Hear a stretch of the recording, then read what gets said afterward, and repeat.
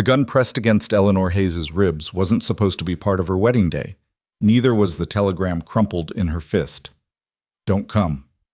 Changed my mind. Wedding canceled, or the jeering crowd of men circling her like wolves in the suffocating heat of a Montana saloon. Her white dress, once pristine, now bore the stains of betrayal and desperation. She'd traveled 2,000 miles to marry a man who didn't want her, and now she'd die in a town that didn't care. Until a quiet voice cut through the chaos. You don't belong here. A rancher stood in the doorway, two hollow-eyed boys clinging to his legs. Come with me. Stay until the end to see how a bride abandoned at a train station becomes the mother who saves an entire family from destruction. Like this video and comment what city you're watching from, so I can see how far this story has traveled. The summer sun beat down on Eleanor Hayes like a punishment she hadn't earned. It was July, high summer in Montana Territory, 1882, and the heat shimmered off the railroad tracks in waves that made the horizon look like water. Eleanor stood on the platform of Copper Ridge Station, her white wedding dress already darkened with sweat and the red dust that seemed to coat everything in this godforsaken place. She clutched the telegram in her hand so tightly the paper had gone damp. The words blurred, but she'd already memorized them. Stop. Wedding canceled. Do not proceed to Copper Ridge. Return east immediately. Callaway. 4 weeks of travel. 2,000 miles across an unforgiving country. Every penny she had left in the world spent on train fare and the dress she wore. And James Callaway, the man who'd courted her through letters filled with promises of a home, a partnership, a future, had decided she wasn't worth the trouble after all. Eleanor's legs trembled. She'd been standing on this platform for 3 hours, watching the train that brought her disappear back toward civilization, while the sun climbed higher and the few people who'd bothered to glance her way moved on with their business. A bride alone, abandoned, ridiculous in her wedding finery with nowhere to go and no money to leave. The station master, a grizzled man with tobacco-stained teeth, had stopped asking if she needed help. The last time he'd approached, he'd made it clear what kind of help men in this town offered women with no protection. Eleanor had locked herself in the ladies' waiting room until he left, but she couldn't hide there forever. The sun would set eventually, and Montana nights, she'd heard, could be as dangerous as the days were harsh. She needed a plan. She needed money. She needed... Pretty thing like you shouldn't be standing around alone. Eleanor's head snapped up. 3 men had materialized near the platform's edge, rough-looking cowboys with the kind of easy confidence that came from knowing no one would stop them from taking what they wanted. The one who'd spoken was young, maybe 25, with a scar cutting through his left eyebrow and a smile that made Eleanor's stomach turn. I'm waiting for someone, Eleanor lied, straightening her spine and forcing steel into her voice despite the panic rising in her throat. Yeah? The scarred man stepped closer. Who? My fiancée. That's so? Another man laughed, older and meaner looking. Funny thing, saw Jim Callaway head out to the Anderson ranch this morning with another woman, real pretty blonde. Didn't look like he was expecting any bride from back east. The words hit Eleanor like a physical blow. Another woman. Of course. James hadn't just changed his mind. He'd found someone else, someone already here, someone more convenient. And he'd been too cowardly to even tell her before she'd traveled halfway across the continent. So, the scarred man said, his smile widening as he watched the realization cross Eleanor's face. Seems like you ain't got nobody waiting after all, which means you're free for the taking. He reached for her arm. Eleanor jerked backward, her heel catching on the hem of her dress. She stumbled, but didn't fall, her heart hammering so hard she could hear it in her ears. Don't touch me. Or what? The third man joined the others now, forming a loose half-circle that cut off her retreat. You gonna report us to the sheriff? He's my cousin, sweetheart, and he ain't particularly interested in the complaints of women who show up in wedding dresses for men who don't want 'em. Eleanor's mind raced. She could scream, but who would come? She could run, but where? The town of Copper Ridge spread out beyond the station, a collection of wooden buildings baking in the heat, saloons and supply stores and homes that all looked hostile and unwelcoming. She knew no one. She had nothing. She was completely, terrifyingly alone. "Leave me alone," she said again, but her voice shook this time, and they heard it. The scarred man lunged. Eleanor ran. She didn't think, didn't plan, just picked up her skirts and bolted off the platform toward the main street. Behind her, the men laughed and gave chase, their boots heavy on the sun-baked ground. Eleanor's lungs burned. The dress was too heavy, the corset too tight, the heat too oppressive. She'd never outrun them. She just needed to find somewhere public, somewhere with witnesses, somewhere.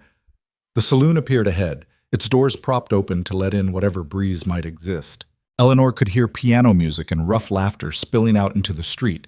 She didn't hesitate. She ran straight through those doors into the dim, whiskey-soaked interior. Conversation stopped. Every head turned. Eleanor froze in the doorway, gasping for breath, her hair falling loose from its pins and her dress a disaster. 20, maybe 30 men stared at her, cowboys and ranchers and drifters, all of them holding cards or drinks or cigars, all of them looking at her like she was something between entertainment and prey. "Well, well," someone drawled. "What do we have here?" The scarred man and his friends appeared in the doorway behind her, blocking her escape. "Just a lost little bride," Scarface said loudly, to scattered laughter. "Looking for a husband since hers didn't want her." Eleanor's face burned with humiliation, but she forced herself to look around the room, searching desperately for someone, anyone who might help. But these were hard men in a hard town, and the amusement in their eyes told her everything she needed to know about what they thought of a desperate woman in a wedding dress. "I have money," Eleanor lied, her voice carrying across the sudden silence.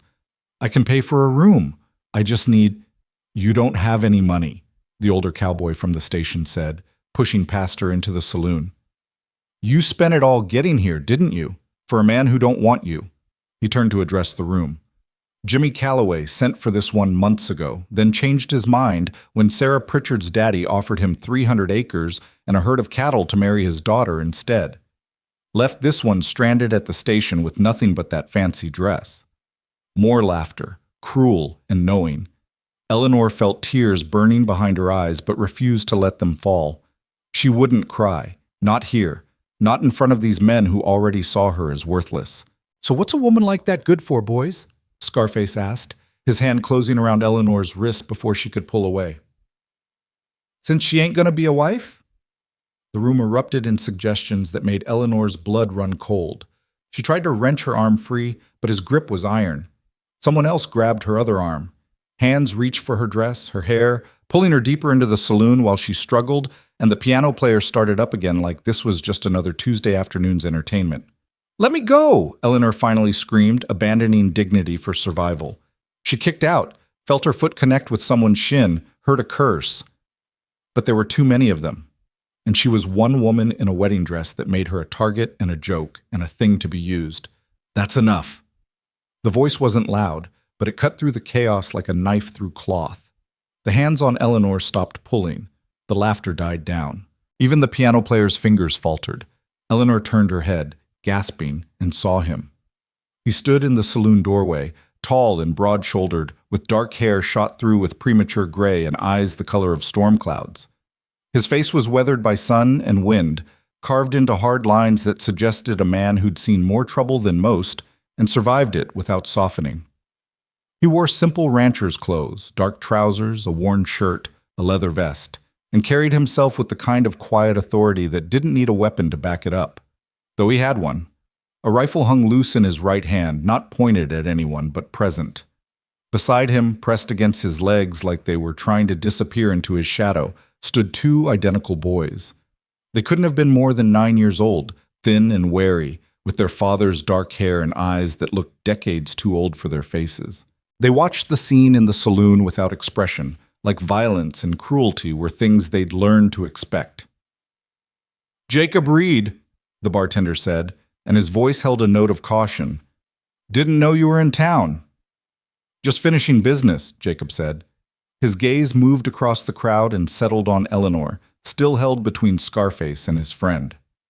Something flickered in those storm-gray eyes, recognition, maybe, or understanding. "Let her go." "Why?" Scarface's grip tightened on Eleanor's wrist hard enough to hurt. "She ain't yours. She ain't anybody's. Calloway didn't want her, and she's got nowhere else to go. That makes her fair game. It makes her desperate, Jacob said quietly. Not stupid.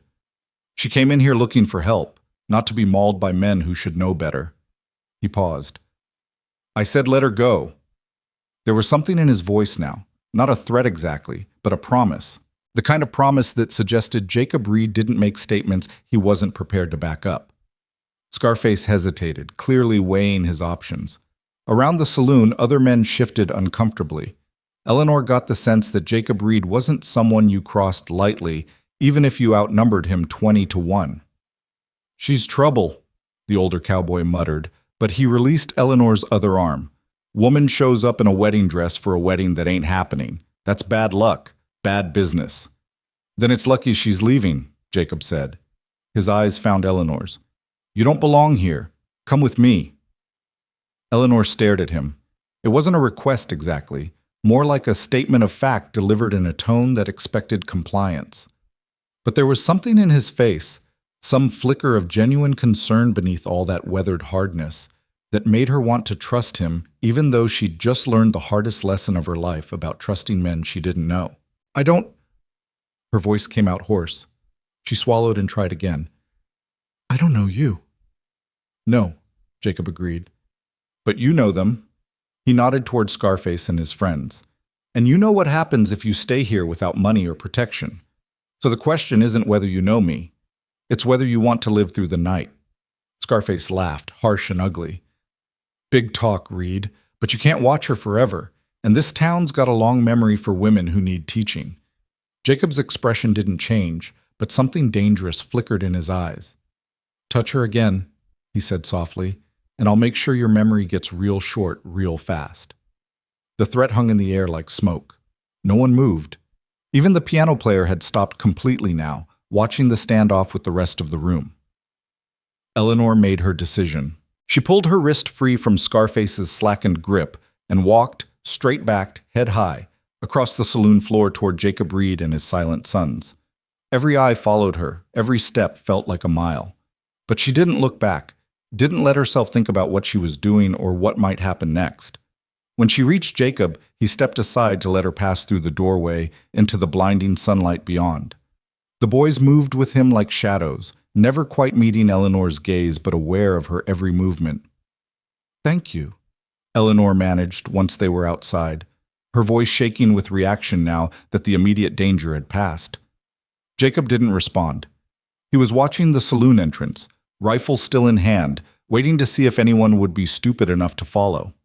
When no one did, he finally looked at her, really looked at her, taking in the ruined dress and loose hair and desperate eyes. What's your name? He asked. Eleanor Hayes. You really come here to marry Jim Calloway? She nodded, not trusting her voice. Jacob's expression hardened. Then you're lucky he changed his mind. Calloway's a coward and a drunk. You'd have been miserable. He paused. But that doesn't solve your current problem. Which is? You're stranded in a town full of men who think you're available with no money and no way out. His gaze was steady, assessing. How much of what you said in there was true? About having money? Eleanor's cheeks burned. None of it. I spent everything I had getting here. Family back east? No one who'd help. Jacob was quiet for a moment, and Eleanor braced herself for him to walk away. Why would he care about the problems of a stranger? He'd already done more than most would by getting her out of that saloon. She had no right to expect anything else. But then one of the boys, she couldn't tell which one, tugged on Jacob's sleeve. When Jacob looked down, the child whispered something Eleanor couldn't hear. Jacob's jaw tightened. He looked at Eleanor again, then at his sons, then back at Eleanor. Some kind of internal calculation was happening behind those storm cloud eyes, weighing risks and benefits and possibilities Eleanor couldn't begin to guess at. Finally, he spoke. I need someone to teach my boys. Someone patient and educated. Someone who won't... He trailed off, searching for words. Someone who'll stay. Eleanor blinked. You're offering me a job? A temporary position, Jacob corrected. 1 month. You teach Miles and Ethan to read and write properly, help around the house, earn your keep. In exchange, you get room and board and enough money at the end to buy a train ticket back east or wherever you want to go. It was too good to be true. Eleanor had learned that lesson already today. When things seemed too good, there was always a catch. Why? She asked bluntly. You don't know me. I could be a terrible teacher. I could rob you blind and disappear. Could be, Jacob agreed, but you won't. How do you know? For the first time, something that might have been the ghost of a smile flickered across his face. Because you went into that saloon looking for help instead of selling what they wanted to buy. Because you're still standing here arguing instead of just saying yes like someone desperate would. He paused. And because my boys haven't smiled in 3 years, and they're the ones who asked me to bring you. Eleanor looked down at the twins. They stared back, solemn and unreadable, but there was something in their eyes, a flicker of hope, maybe, or just curiosity, something that suggested they were as desperate for change as she was. 1 month, Eleanor repeated. 1 month, Jacob confirmed. Then you're free to go. No obligations, no strings, just teaching and honest work. Eleanor thought about the saloon behind her, about the men who'd chased her and the ones who'd laughed, about James Calloway and his convenient blonde bride and the 2,000 miles she'd traveled for a future that never existed. She thought about going back east with nothing to show for this disaster except humiliation and a ruined dress. Then she looked at Jacob Reed, this quiet, weathered rancher with his tragic, silent sons, and made her second impulsive decision of the day. All right, she said. 1 month. Jacob nodded once, sharp and final, like they'd just concluded a business deal, which, Eleanor supposed, they had. My wagon's at the livery. We'll leave within the hour. He turned and started walking, the boys falling into step beside him automatically. Eleanor hesitated only a moment before following, her wedding dress dragging in the dust of a Montana street, while the July sun beat down, and somewhere behind her, she heard the saloon doors swing shut on a life she'd never have. The wagon ride took them away from Copper Ridge and into country so vast, Eleanor couldn't quite believe it was real. Back east, the world had been close and crowded, cities pressing against farmland, roads carved through forests, civilization always visible on the horizon. Here, the land rolled on forever under an endless sky, grass rippling in waves that looked almost like water, interrupted only occasionally by clusters of cottonwood trees or the dark line of a creek bed. The heat was oppressive. Eleanor had never felt anything like it, this dry, relentless pressure that seemed to leach the moisture from her skin and make every breath feel like work. Sweat soaked through her dress and made her scalp itch beneath the ruins of her careful updo. She'd given up on maintaining any kind of dignity miles ago and had simply twisted her hair into a rough braid to get it off her neck. Jacob drove in silence, his hands steady on the reins while the horses pulled them over rough terrain that barely qualified as a road. The boys sat in the back of the wagon, watching Eleanor with the same wary intensity they'd shown since the moment she'd followed their father out of that saloon. She'd tried smiling at them. They hadn't smiled back. How far is your ranch? Eleanor asked, after what felt like an hour of nothing but wagon wheels and cicadas. 20 miles from town, Jacob said without looking at her. Another hour yet. 20 miles. Eleanor tried to imagine what that meant for supplies, for help, for escape if things went wrong. Back east, 20 miles was nothing, a train ride, a day's journey at most. Here, it felt like the distance between civilization and wilderness. Do you go into town often? She asked. Once a month for supplies. Less if I can manage it. Eleanor absorbed this. Once a month. She'd be living on an isolated ranch with a man she didn't know and 2 children who looked at her like she might disappear at any moment. The smart thing would be to demand he turn the wagon around, take her back to Copper Ridge, let her figure out some other way to survive. But the smart thing would also have been not getting on a train to marry a stranger in the first place. The boys, Eleanor tried again. Miles and Ethan, how old are they? 9. They're twins? Yes. Do they always? Eleanor searched for a diplomatic way to phrase it. Are they always so quiet? Jacob's hands tightened on the reins, just barely, but Eleanor saw it. They talk when they have something to say. It was a clear signal to stop asking questions. Eleanor fell silent, watching the landscape roll past and wondering what kind of tragedy could steal the voices from two 9-year-old boys. The sun had started its slow descent toward the horizon when the ranch finally appeared. It wasn't what Eleanor had expected, not the rough temporary structures she'd imagined, but a proper homestead carved out of the wild country with clear evidence of years of hard work. A 2-story house stood at the center, weathered but solid, with a wide porch that wrapped around the front. Behind it, she could see a barn, a chicken coop, a corral with several horses, and various outbuildings she couldn't identify. A creek ran along the southern edge of the property, lined with cottonwoods that provided the first real shade Eleanor had seen in hours. The grass here was greener, taller, waving in a breeze that smelled like water and sage, and something else she couldn't name, something that felt almost like possibility. "It's beautiful," Eleanor said before she could stop herself. Jacob glanced at her, surprise flickering across his face. "It's isolated." "That too." Eleanor watched as they drew closer, taking in details. The neat fence lines, the vegetable garden struggling against the summer heat, the way everything suggested careful maintenance despite obvious hardship. "How long have you been here?" 12 years. Built most of it myself."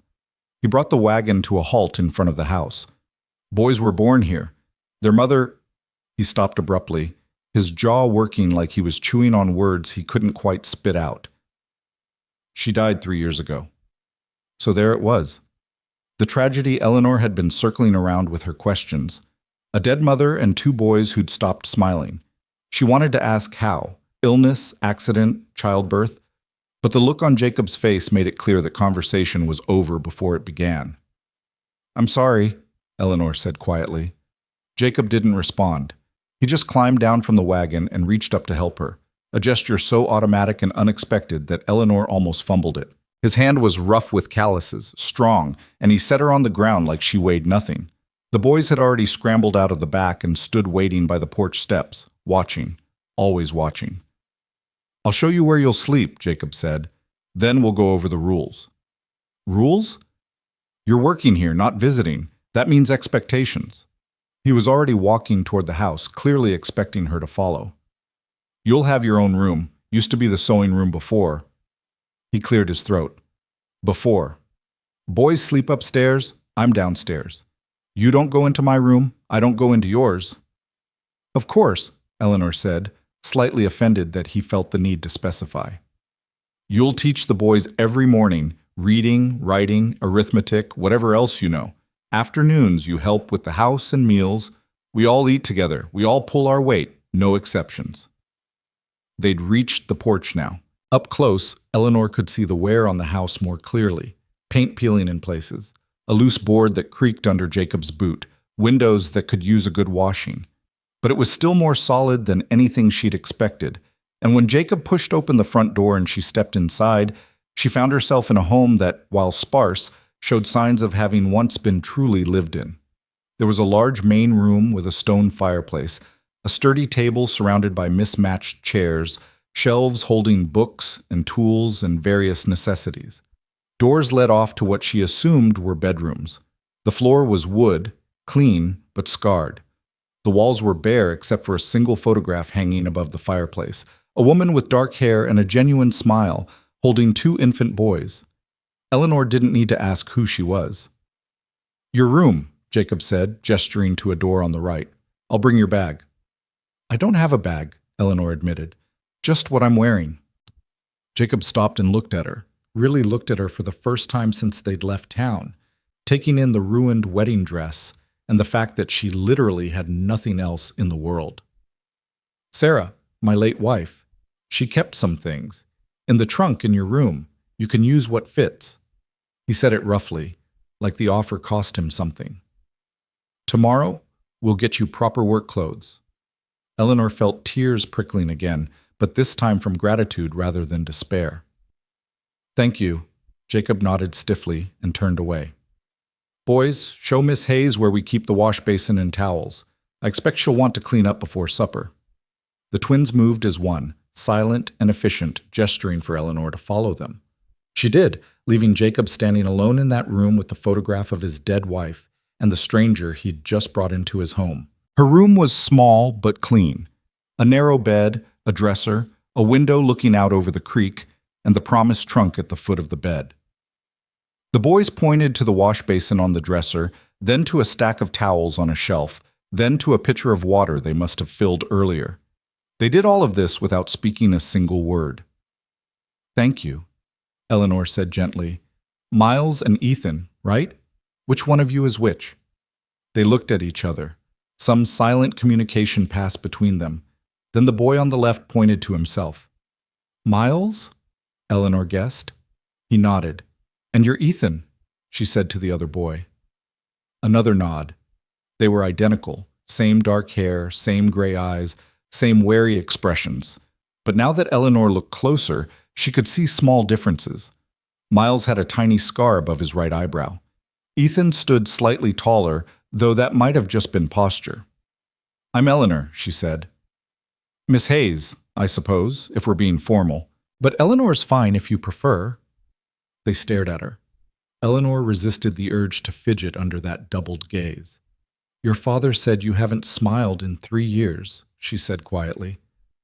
"I don't know what happened to make you stop, but I want you to know I'm not here to replace your mother. I couldn't even if I tried. I'm just here to teach you for a month, and maybe—" She paused, choosing her words carefully. "Maybe we can help each other. I don't know how to live on a ranch, and you don't know how to trust a stranger, but we've got a month to figure it out together." The boys exchanged another look. Then, without warning, they both turned and fled from the room, their footsteps thundering up the stairs to whatever sanctuary they'd claimed on the second floor. Eleanor sighed and looked at her reflection in the small mirror above the dresser. She barely recognized herself.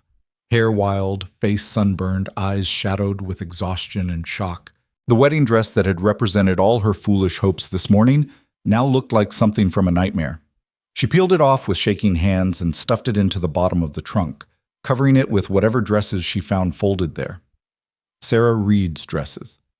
A dead woman's clothes for a living woman with no other options. Eleanor tried not to think too hard about the symbolism as she washed away the day's sweat and dust and redressed in a simple blue cotton dress that was slightly too short but otherwise fit well enough. By the time she emerged from her room, the sun had dropped lower and the house had filled with the smell of something cooking.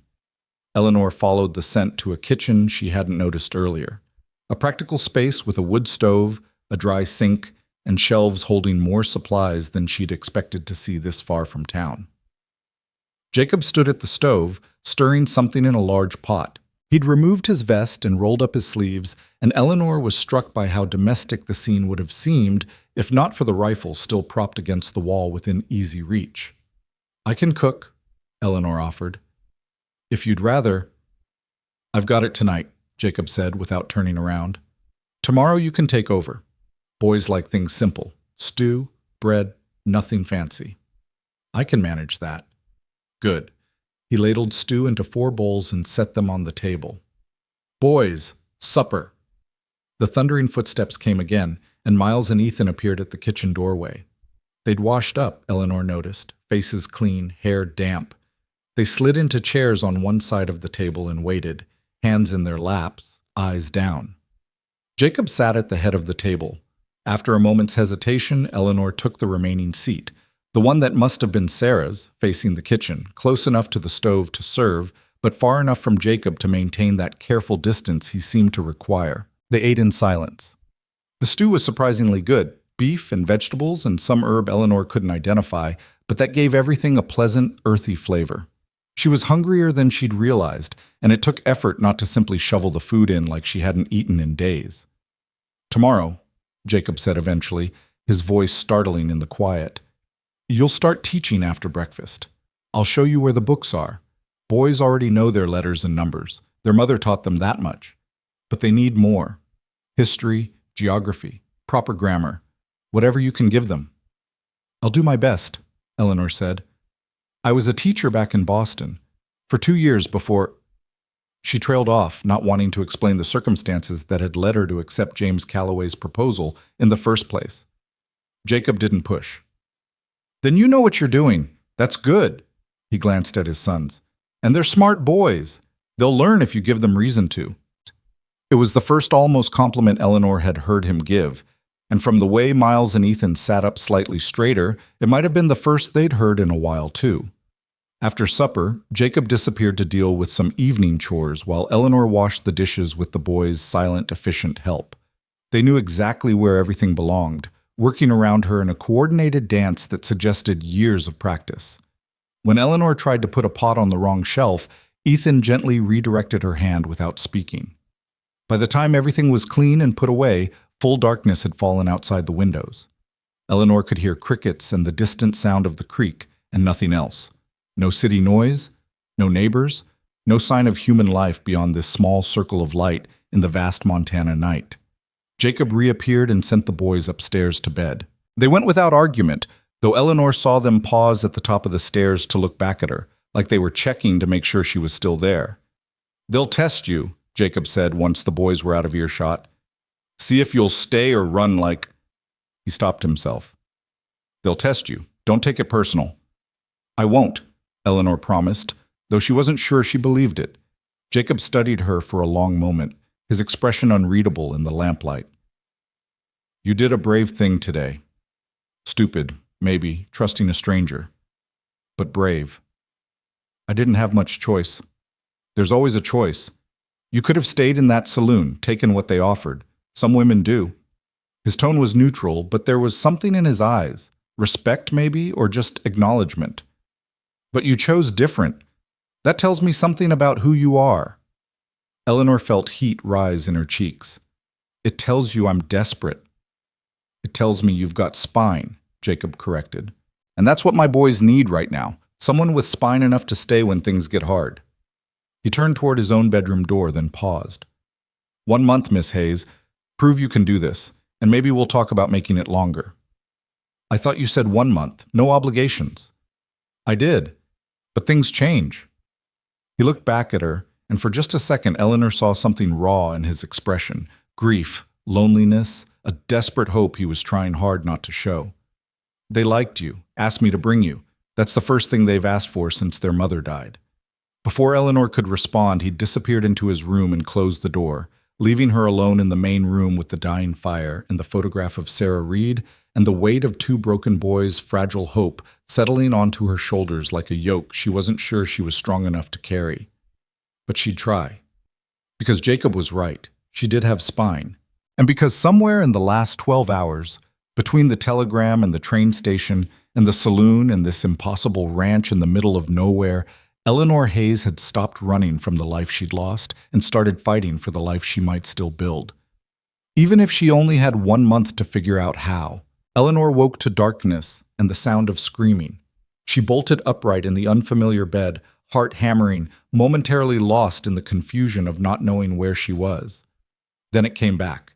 The ranch, Jacob Reed, the boys, and the screaming resolved itself into a child's voice, high and terrified, coming from somewhere above her head. She was out of bed and through her door before conscious thought caught up with her body. The main room was black except for moonlight filtering through the windows, but she could see well enough to navigate to the stairs. Above, she heard Jacob's voice, low and urgent, and the continued sound of crying. Eleanor climbed the stairs quickly, her borrowed nightgown tangling around her legs. The second floor was a single large room that had been divided by curtains into sleeping areas, one side for the boys, one side apparently for storage. A lamp had been lit, throwing wavering shadows across the walls. Jacob knelt beside one of the narrow beds, his hands on his son's shoulders. "Ethan." Eleanor thought it was Ethan, though in the lamplight and chaos she couldn't be sure, thrashed against his father's hold, eyes wide and unseeing, still caught in whatever nightmare had seized him. Miles sat in the other bed, knees pulled to his chest, watching his brother with an expression of such weary familiarity that it broke Eleanor's heart. "It's all right," Jacob was saying, his voice steady despite the strength it must have taken to hold a 9-year-old in the grip of night terrors. "You're safe. You're home. It's all right." But it clearly wasn't all right. Ethan's screams had dissolved into harsh, gasping sobs, and even as Eleanor watched, she saw him try to claw away from Jacob's grip, fighting against the very comfort being offered. Eleanor moved forward without thinking. "Let me try." Jacob's head snapped up, and for a moment she saw anger flash across his face. How dare she presume? But then Ethan lurched particularly violently, and Jacob's grip slipped and Eleanor was already there, dropping to her knees beside the bed. "Ethan," she said quietly. Not loud enough to startle, but firm enough to cut through the panic. "Ethan, can you hear me? You're having a bad dream, sweetheart. Just a dream." The boy's eyes fixed on her face. He was still crying, still trembling, but some of the wild terror had faded from his expression. "That's right," Eleanor continued, keeping her voice low and even. "You're in your room. Your father's here, your brother's here, and I'm here too. You're safe. Nothing's going to hurt you." "The fire," Ethan choked out, the first words Eleanor had heard him speak. "The fire's coming." "There's no fire," Eleanor said gently. "Look around. No fire. Just us. Just your family." Ethan's gaze darted around the room as if expecting flames to appear, but gradually his breathing slowed. The rigid terror in his small body began to ease, and when Eleanor carefully reached out and touched his hand, he didn't pull away. "My mama burned," Ethan whispered, and the words hung in the air like smoke. "She burned, and we couldn't help her, and now she's gone forever." Jacob made a sound, low and wounded, barely audible.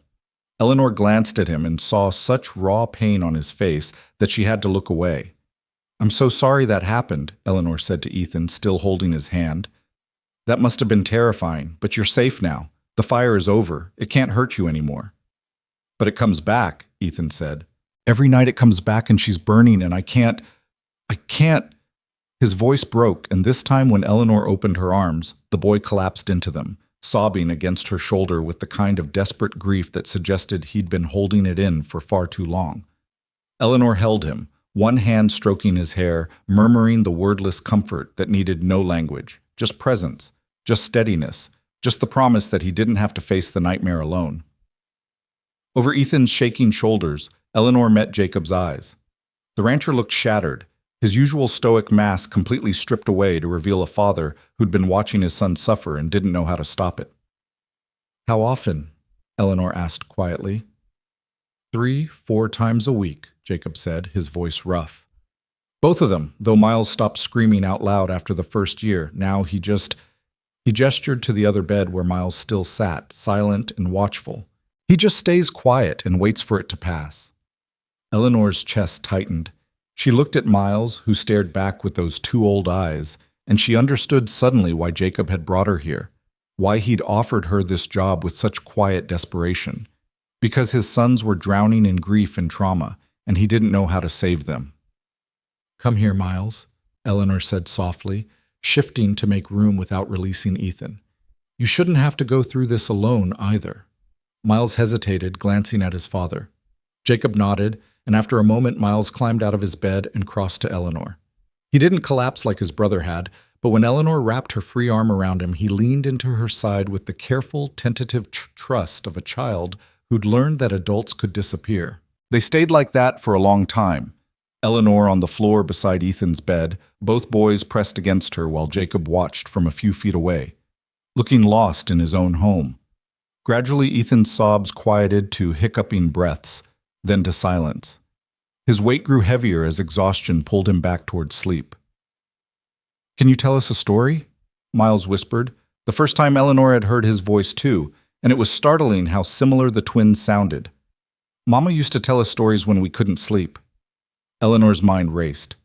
She hadn't prepared for this, hadn't expected to become a source of comfort on her very first night, but she could feel both boys waiting and Jacob watching, and she knew that this moment mattered more than she could fully understand.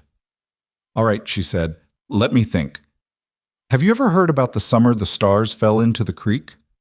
Both boys shook their heads against her shoulders. "Well," Eleanor began, falling into the rhythm of storytelling the way she had with her students back in Boston. "There was once a ranch not so different from this one, with wide fields and a creek that ran clear and cold even in the hottest weather.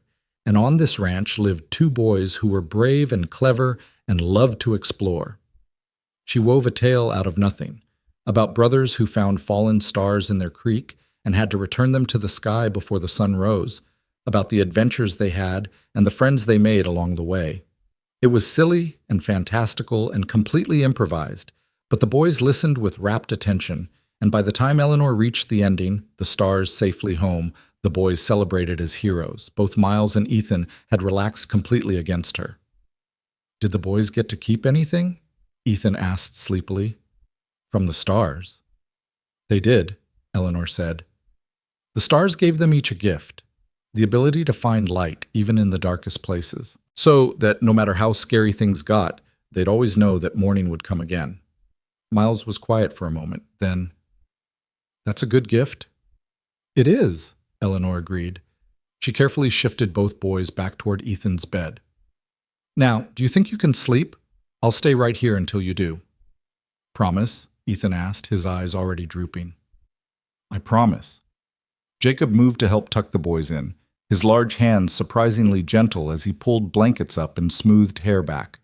Miles crawled into bed beside his brother, apparently a common occurrence, and they curled together the way only twins could, two halves of the same whole seeking comfort in proximity.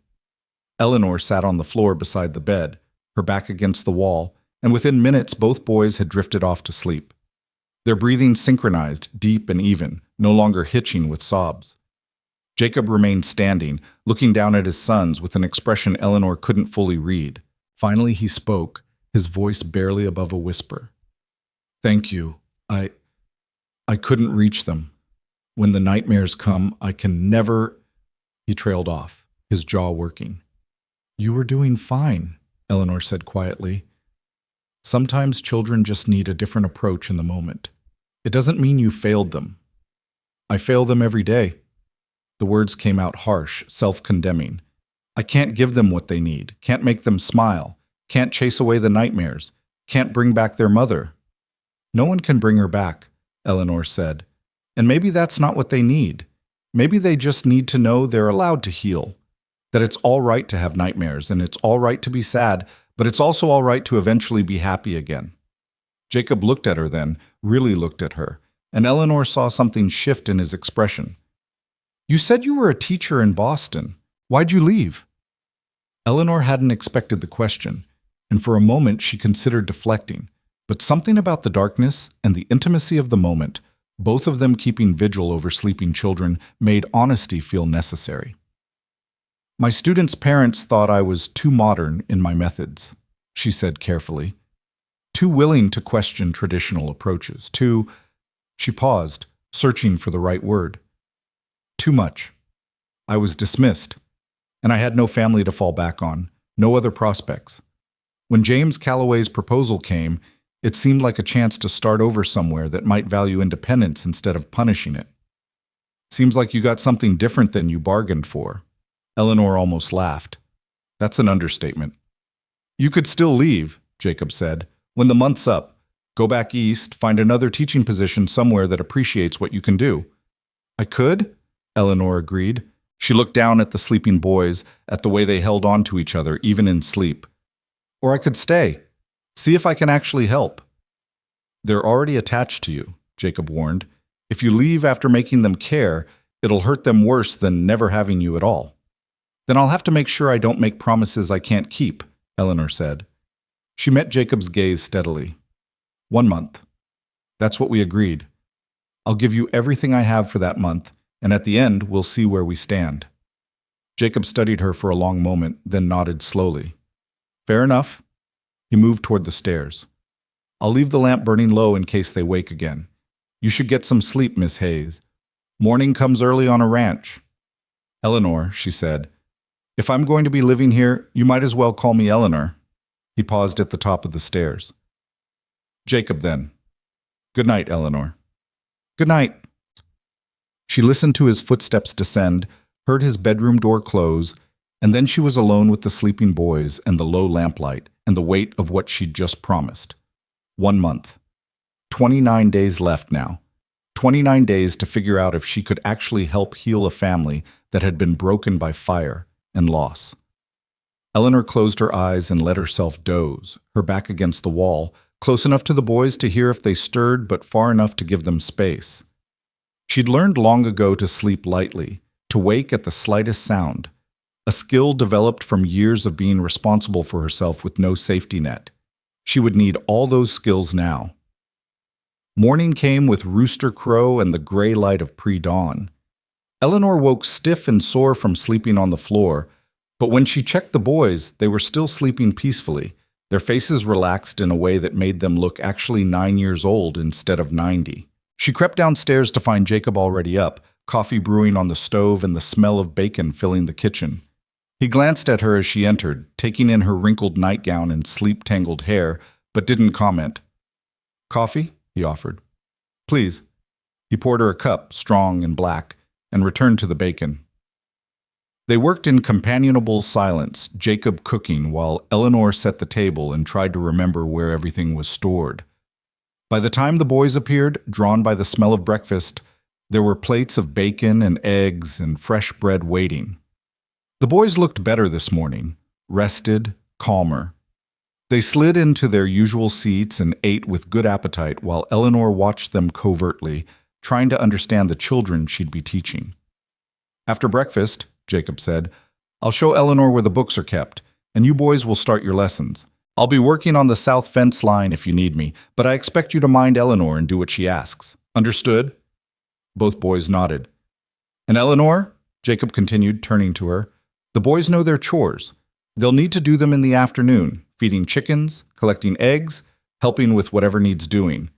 But mornings are for learning." "Understood," Eleanor said, mirroring the boys. The corner of Jacob's mouth twitched, not quite a smile, but close. "Good." After breakfast, Jacob led Eleanor to a small room off the main living area that she hadn't noticed the night before. It was barely more than a closet, really, but it held a small desk, 2 chairs, and several shelves of books that made Eleanor's heart sing with recognition. Literature, history, mathematics, geography, a better collection than she'd expected to find this far from civilization. "Sarah collected them," Jacob said, running his hand along one shelf with unconscious tenderness. "She believed education was the most important thing we could give the boys. She taught them every day until—" He stopped, cleared his throat. "Until she couldn't anymore. I've tried to keep it up, but I'm not a teacher. They need more than I can give them." Eleanor pulled out a geography text and flipped through it, noting the careful handwriting in the margins. Sarah's notes to herself about what to emphasize, what the boys enjoyed.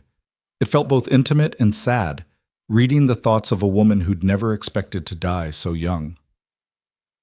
"I'll do my best to continue her work," Eleanor said quietly. Jacob nodded and left her there. A moment later, she heard the front door close and knew he'd gone out to face whatever work a ranch required. The boys appeared in the doorway, waiting. Eleanor smiled at them. "Well then, shall we begin?" The first days fell into a rhythm that felt both foreign and increasingly natural. Mornings meant lessons. Eleanor quickly discovered that Jacob hadn't exaggerated about his son's intelligence. They read well for their age, understood mathematical concepts with ease, and had absorbed more history and geography from their mother than many children twice their age knew. But there were gaps, places where Sarah's death had interrupted their education, and Eleanor set about filling them with patient determination. The boys were cautious with her at first, answering questions but offering nothing extra, completing assignments with mechanical precision but no enthusiasm. But gradually, as the days passed and Eleanor proved she wasn't going to disappear or hurt them or try to replace their mother, they began to thaw. It started with small things. Miles asking a question that wasn't part of the lesson, just curiosity. Ethan volunteering information about something he'd observed during afternoon chores. Both of them leaning closer when Eleanor read aloud from the adventure novels Sarah had collected. Their eyes bright with interest they couldn't quite hide.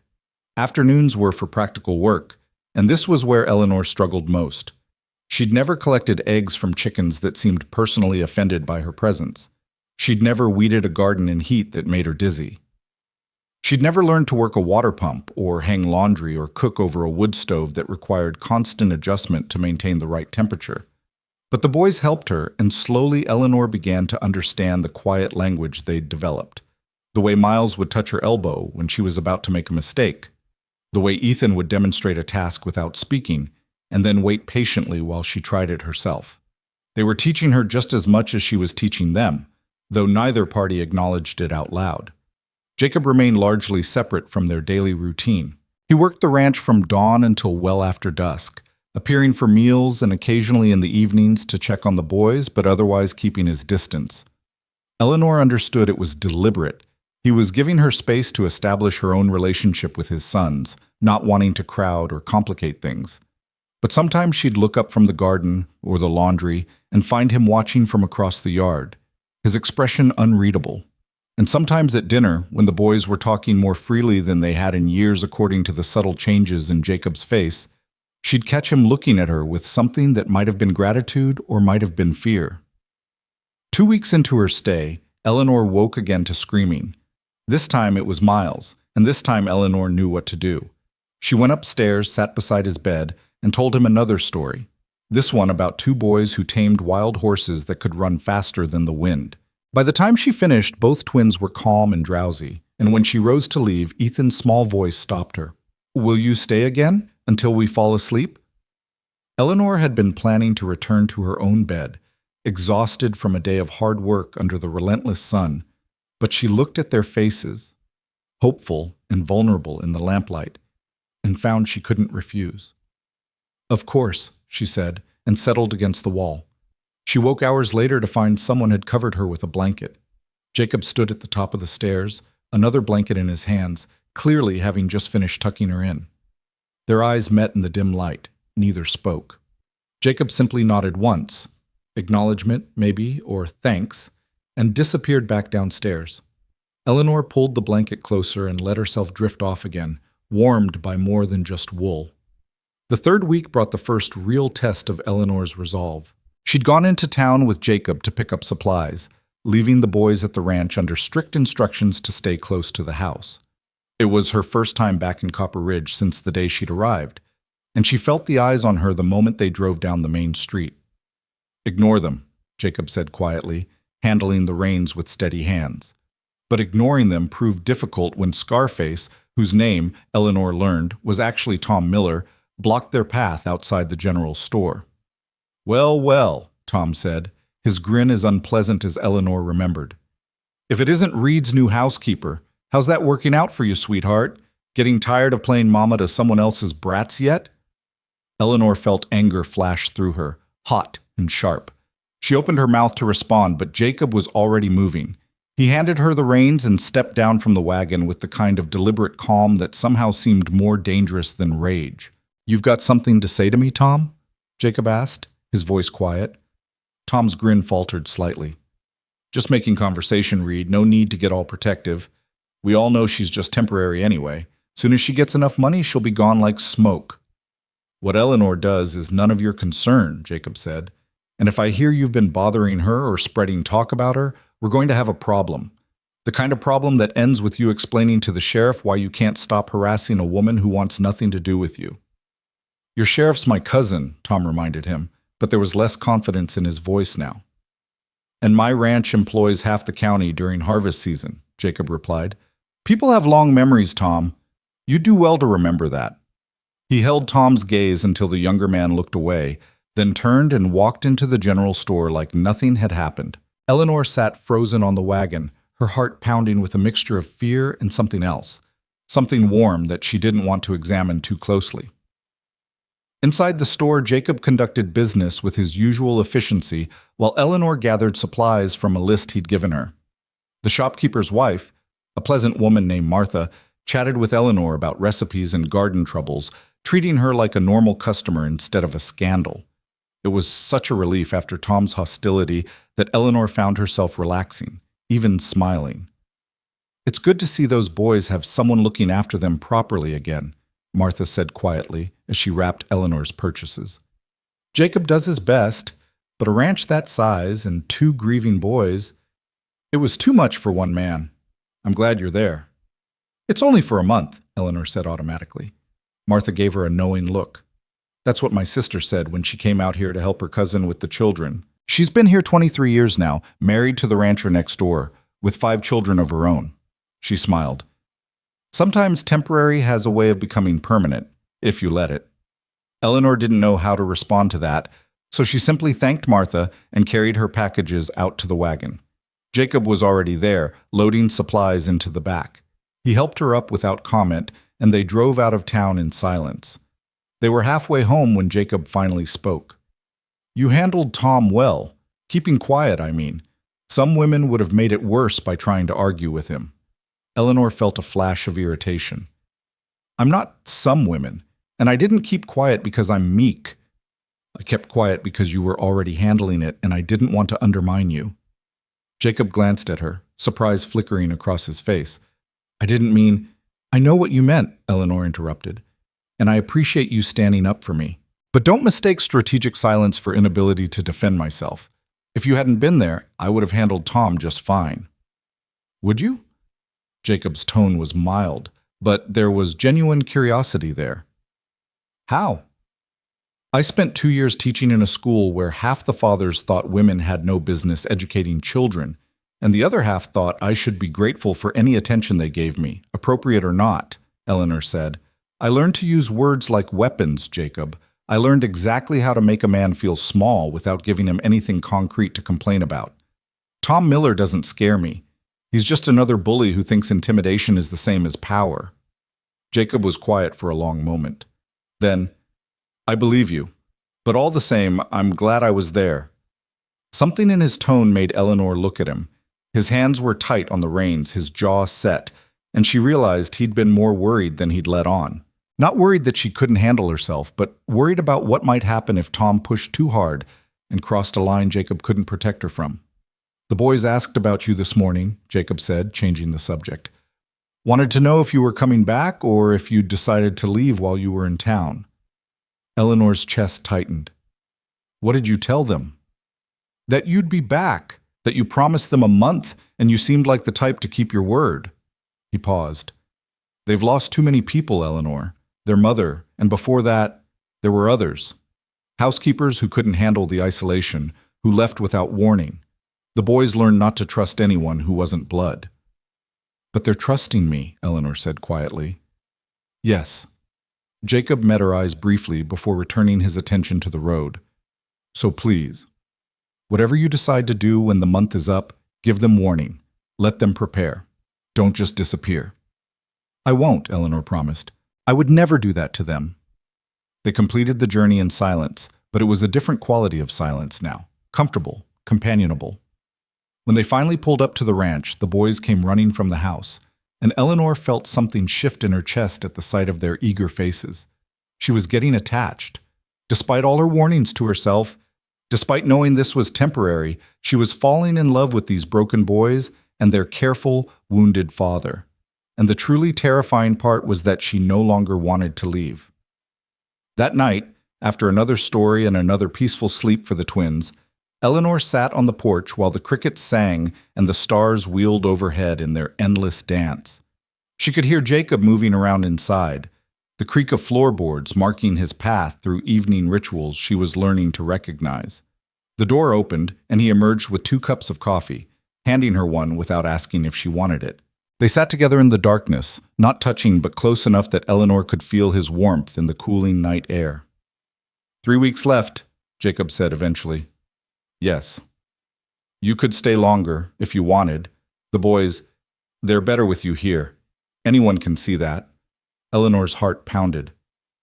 Jacob, I'm not asking for anything except what we already have, he said quickly. You teaching the boys, helping with the house. Same arrangement, but longer than a month. Stay through the summer at least. Give them time to really heal. It was tempting, so tempting, but Eleanor had learned hard lessons about temporary arrangements that became permanent traps. And then what? Another extension? Another season? When does it end, Jacob? When do I get to decide my own future instead of living in someone else's temporary need? That's fair, Jacob said quietly. I'm asking too much. You're asking me to risk getting even more attached to boys I'll have to leave eventually, Eleanor corrected. You're asking me to build a life I can't keep.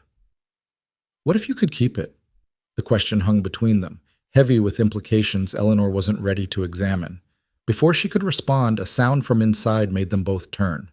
One of the boys was calling for her, nightmare again, and Eleanor rose automatically, setting down her coffee. We'll talk about this later, she said, and went inside to comfort children who weren't hers but were starting to feel like they might be. Behind her, Jacob remained on the porch, staring out at the dark land he'd built his life on, wondering if he'd just made the worst mistake of his life by letting himself hope. The conversation on the porch haunted Eleanor for the next 2 days. She went through the motions, teaching the boys, managing the house, learning the endless rhythms of ranch life. But Jacob's question echoed in her mind. What if you could keep it? What did that even mean? Marriage? Permanent employment? Some undefined arrangement that would leave her trapped between belonging and always being the outsider? She was still wrestling with it on the third night when she woke, not to screaming, but to the sharp smell of smoke. Eleanor's eyes snapped open. For a moment she thought she was dreaming, that the boy's nightmares had somehow infected her sleep. But no. The acrid scent was real, and when she sat up she could see an orange glow flickering through her window. Fire. She was out of bed and running before fear could freeze her. "Jacob!" she screamed, flinging open her door. "Jacob, fire!" He emerged from his room already pulling on boots, his face grim in the strange light. "Get the boys. Get them outside, away from the buildings. I'll handle the fire." Eleanor took the stairs 2 at a time, her heart in her throat. The upper floor was filling with smoke, not thick yet, but enough to make her eyes water. She could hear crackling now, hungry and close, coming from somewhere below. "Miles?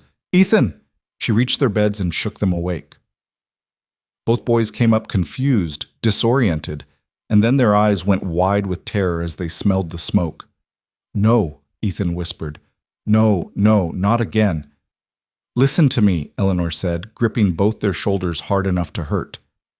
"We're getting out. Right now. Stay with me. Stay close, and we're going to be fine." But Ethan had gone rigid with panic, his breathing coming in short, sharp gasps that Eleanor recognized as the beginning of a full breakdown. Miles grabbed his brother's hand, his own face pale with fear, but he stayed focused. "Come on," Miles urged. "Ethan, we have to go. Eleanor said we have to go." Eleanor scooped Ethan up. He was lighter than she expected, all bones and terror, and grabbed Miles's hand with her free arm. "Stay low. If the smoke gets bad, cover your mouth with your shirt. Don't let go of me." They made it down the stairs into chaos.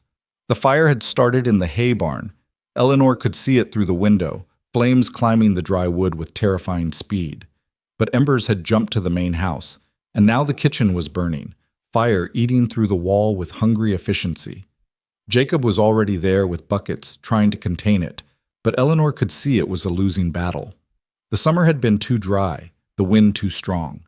Everything was kindling, waiting for a spark. "Get them out!" Jacob shouted when he saw her. "Take them to the creek and stay there!" Eleanor didn't argue. She ran for the front door, Miles keeping pace beside her while Ethan clung to her neck, his face buried in her shoulder. Outside, the world had gone mad with firelight and shadow. The barn was fully engulfed now, flames reaching toward the star-filled sky. Embers drifted on the wind like hellish snow. Eleanor ran toward the creek, her bare feet finding stones and thorns but not stopping. Behind her she could hear Jacob shouting orders to himself, the crash of timbers as part of the barn collapsed. The horses were screaming in the corral, trapped, terrified. "The horses," Miles gasped. "Papa needs to get the horses." "Your father knows what he's doing," Eleanor said, though she wasn't sure she believed it. She reached the creek bank and set Ethan down in the shallow water, then pulled Miles in beside him. "Stay here. Don't move. I need to help your father." "No!" Both boys grabbed for her. "Don't leave us. Mama left and she never came back." Eleanor's heart shattered, but she made herself pry their hands loose. "I'm coming back. I promise you, I'm coming back. But your father needs help or we're going to lose everything." She ran back toward the inferno before she could let herself think about what she was doing. The heat hit her like a wall 20 feet from the house, so intense it felt like her skin might blister just from proximity. Jacob had given up on the house and was now focused on the corral, trying to get the panicked horses through the gate. Eleanor grabbed a bucket from the pump and started hauling water, throwing it on the embers that kept landing on the porch, the roof, anywhere the wind carried them. It was futile, like fighting a wildfire with a thimble, but she couldn't just stand there and watch everything burn. "Eleanor, get back to the boys!" Jacob shouted, fighting with a terrified mare that refused to leave the corral despite the open gate. "Not without you." Eleanor threw another bucket of water at a small fire trying to catch on the porch railing. "We do this together or not at all?" Jacob swore and finally got the mare moving. The other horses followed in a panicked stampede, heading for open ground away from the flames. Jacob ran to Eleanor, his face streaked with soot and sweat. "The house is lost," he said, his voice raw with smoke and something else. "We need to create a fire break before it spreads to the grazing land." They worked like demons possessed, using shovels to dig a trench in the hard summer earth, throwing dirt on every ember they could find. Eleanor's hands blistered and bled. Her lungs burned from smoke. But she didn't stop, couldn't stop, because behind her was everything Jacob had built, and ahead of her were two boys who'd already lost their mother to fire. The kitchen wall collapsed with a roar of sparks and flame. Part of the roof followed, timbers crashing inward. Eleanor watched 12 years of Jacob's life burn and wanted to weep, but there was no time for grief. Only work. Only the desperate race against fire and wind and fate. It took 3 hours. 3 hours of brutal labor, of watching the barn and half the house burn to ash, of fighting spot fires that kept springing up like evil flowers.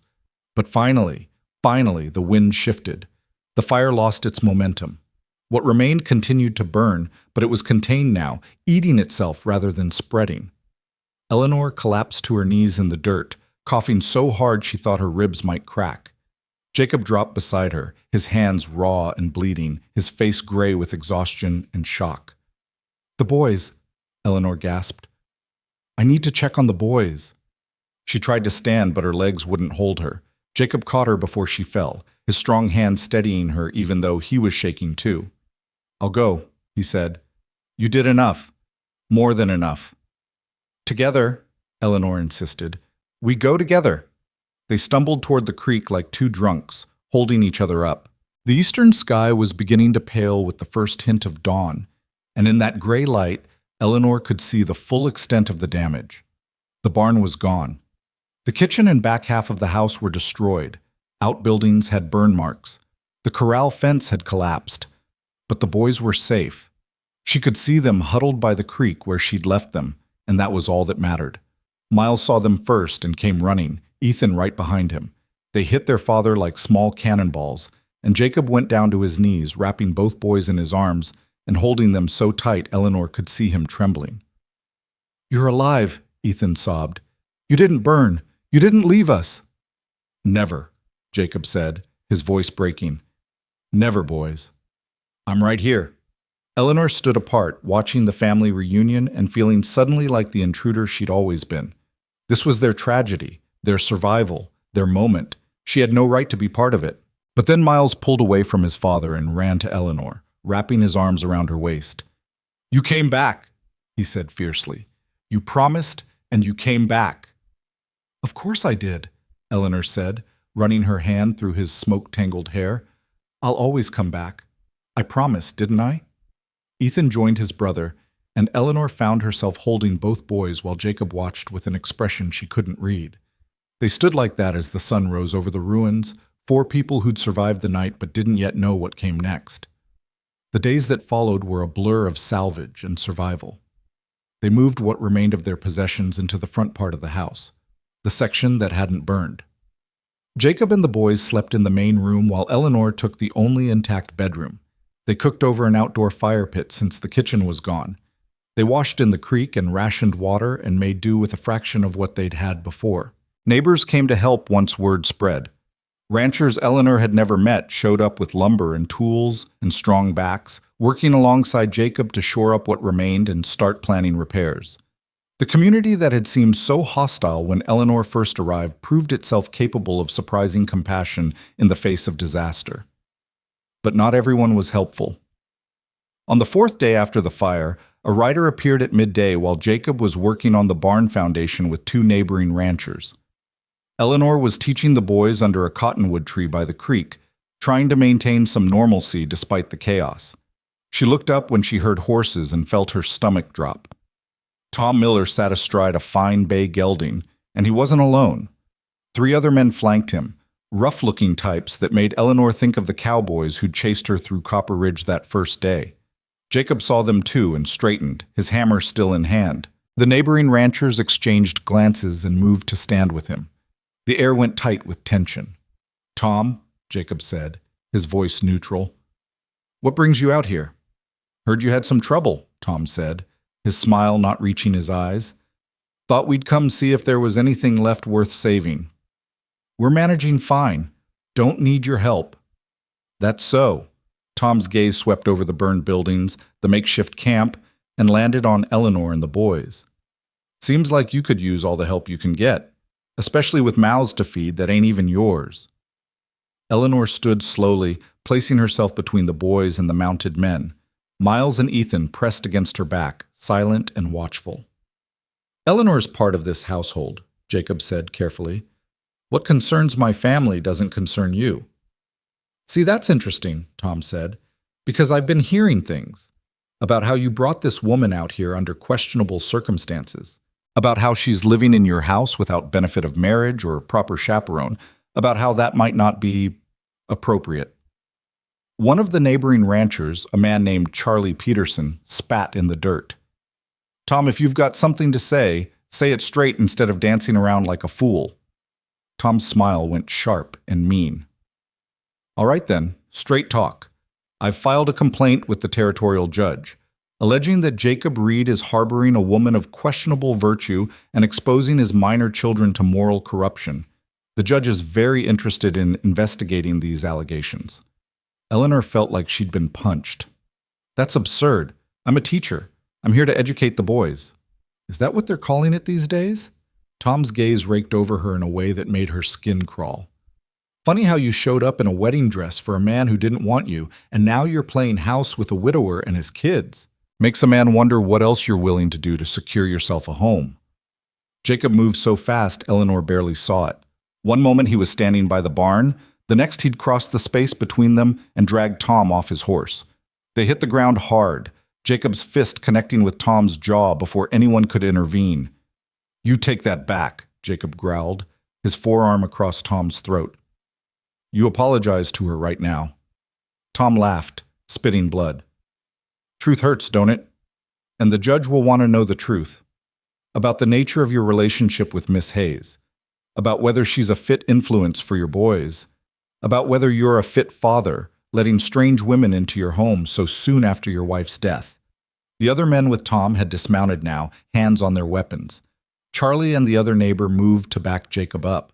The situation was escalating toward violence, and Eleanor knew with cold certainty that if this turned into a fight, Tom would use it as further evidence against them.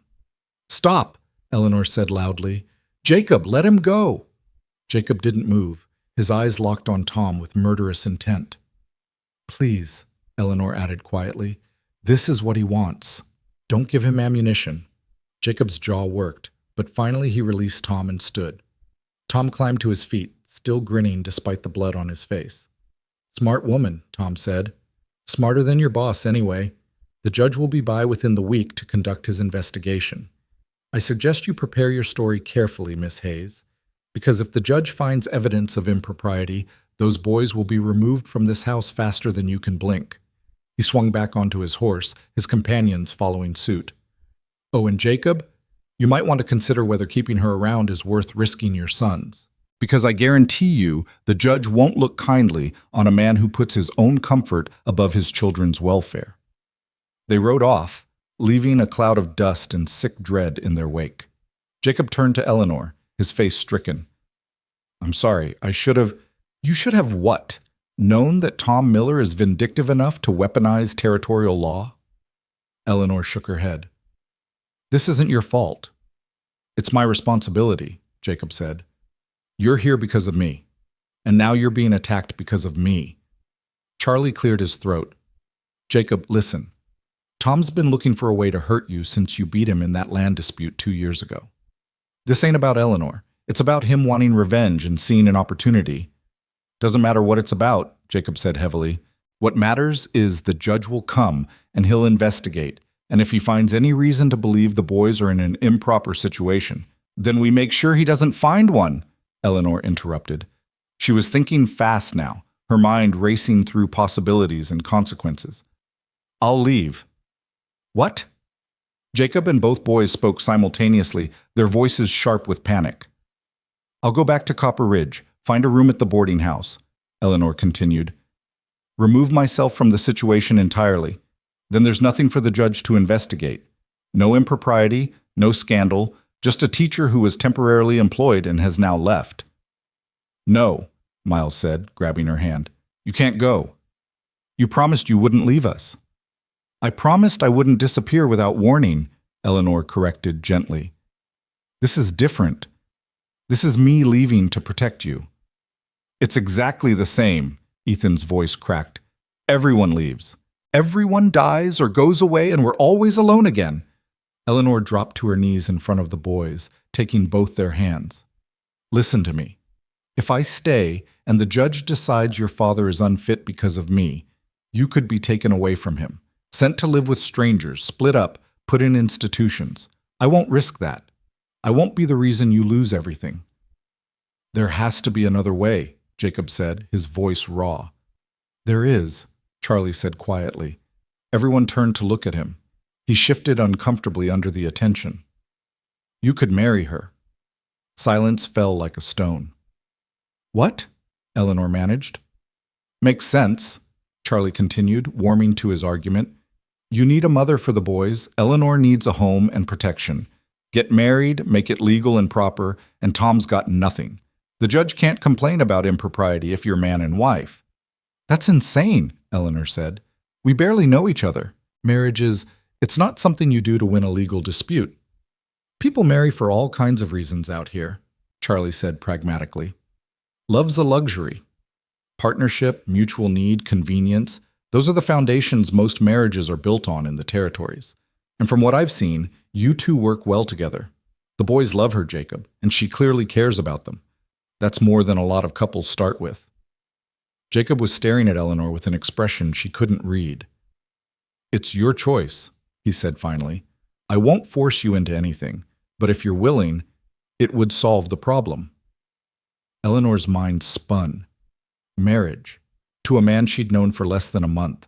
A man whose dead wife's dresses she wore, whose sons she was growing to love, whose grief still hung over this burned ranch like smoke. But what were her alternatives? Go back to Copper Ridge and watch from a distance as Tom Miller destroyed this family out of spite? Return east to nothing and no one, carrying the guilt of abandoning children who'd already been abandoned too many times? She looked at the boys, Miles and Ethan watching her with desperate hope in their eyes, already bracing for another loss. She looked at Jacob, steady and strong despite everything, offering her a choice that was really no choice at all.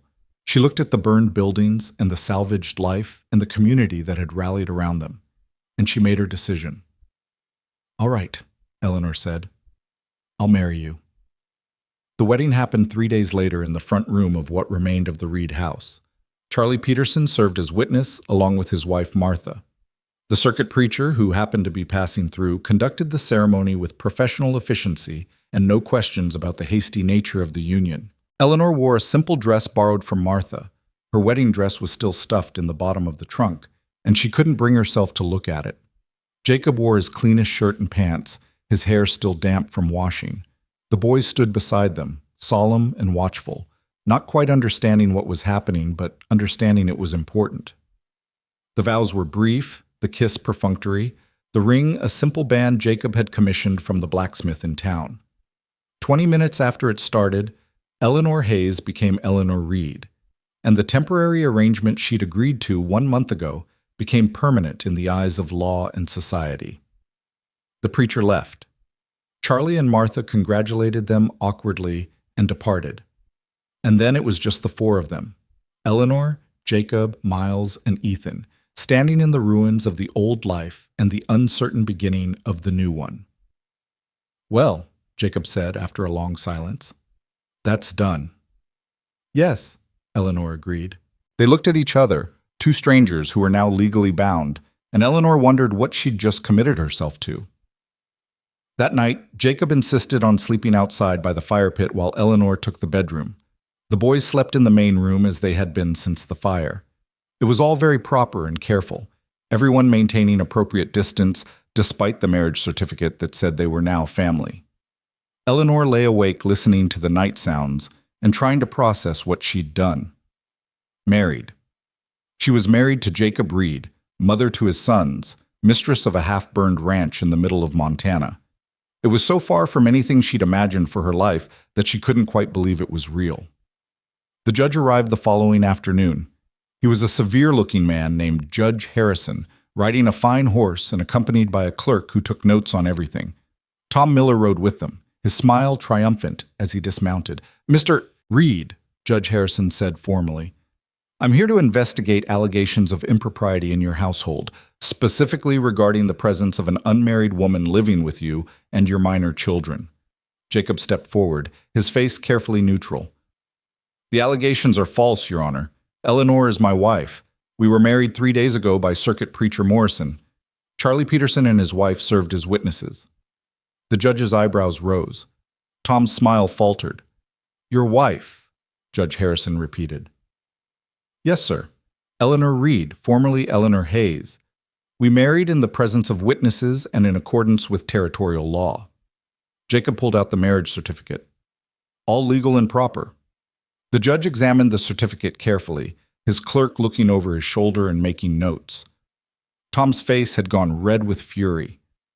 "This is convenient timing," Tom said sharply. "Awfully convenient that Reed suddenly marries this woman right before your investigation." "The timing is irrelevant," Judge Harrison said. "The marriage is legal, which means there's no impropriety to investigate. Mr. Miller, you've wasted my time and the territory's resources on a complaint that has no merit." "But she was living here unmarried for weeks," Tom protested. That's still not illegal," the judge interrupted. "Unusual, perhaps, but not grounds for removing children from their father's custody." He turned to Eleanor, who'd been standing silently on the porch. "Mrs. Reed, I assume you're here of your own free will?" Eleanor stepped forward, meeting the judge's gaze directly.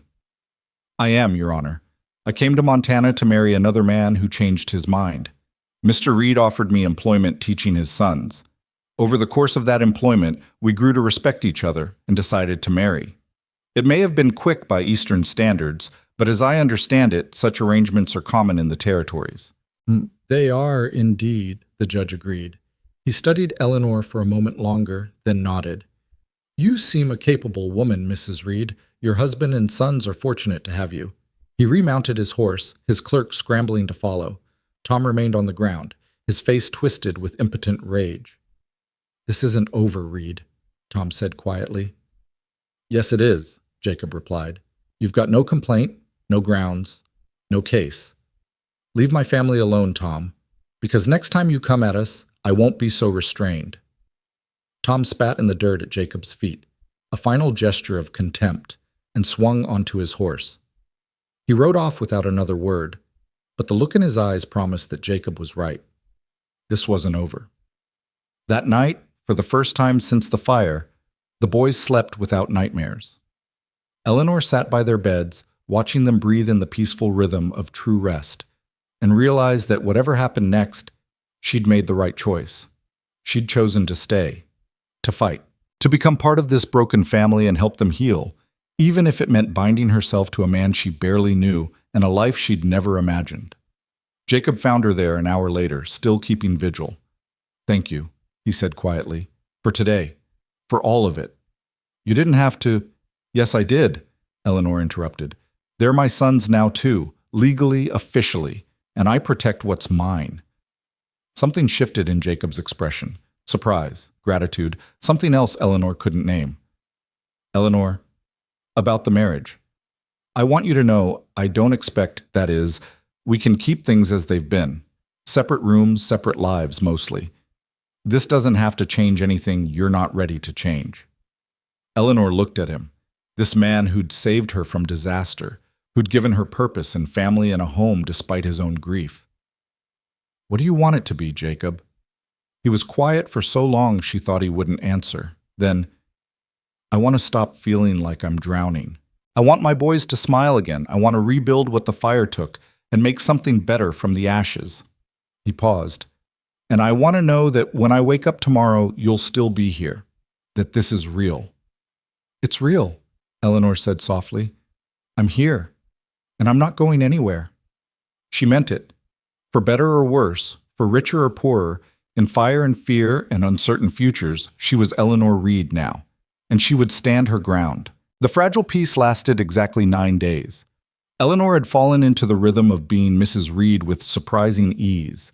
She taught the boys in the mornings, worked alongside Jacob on rebuilding efforts in the afternoons, and fell into bed each night so exhausted she barely had energy to think about the strangeness of her situation.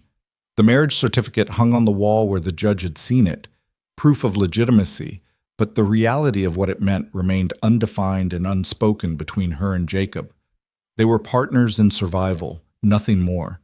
At least that's what Eleanor told herself when she caught Jacob watching her with an expression that made her heart skip, or when their hands brushed reaching for the same tool and neither pulled away quite fast enough. The boys, at least, had accepted the change with relief that bordered on joy.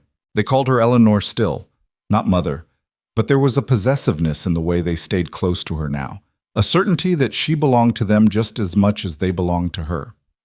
On the 9th night, Eleanor was washing dishes in the makeshift outdoor kitchen when she heard horses approaching fast, too fast, the kind of speed that meant urgency or trouble, and she'd learned to distinguish between the two. Jacob heard it too.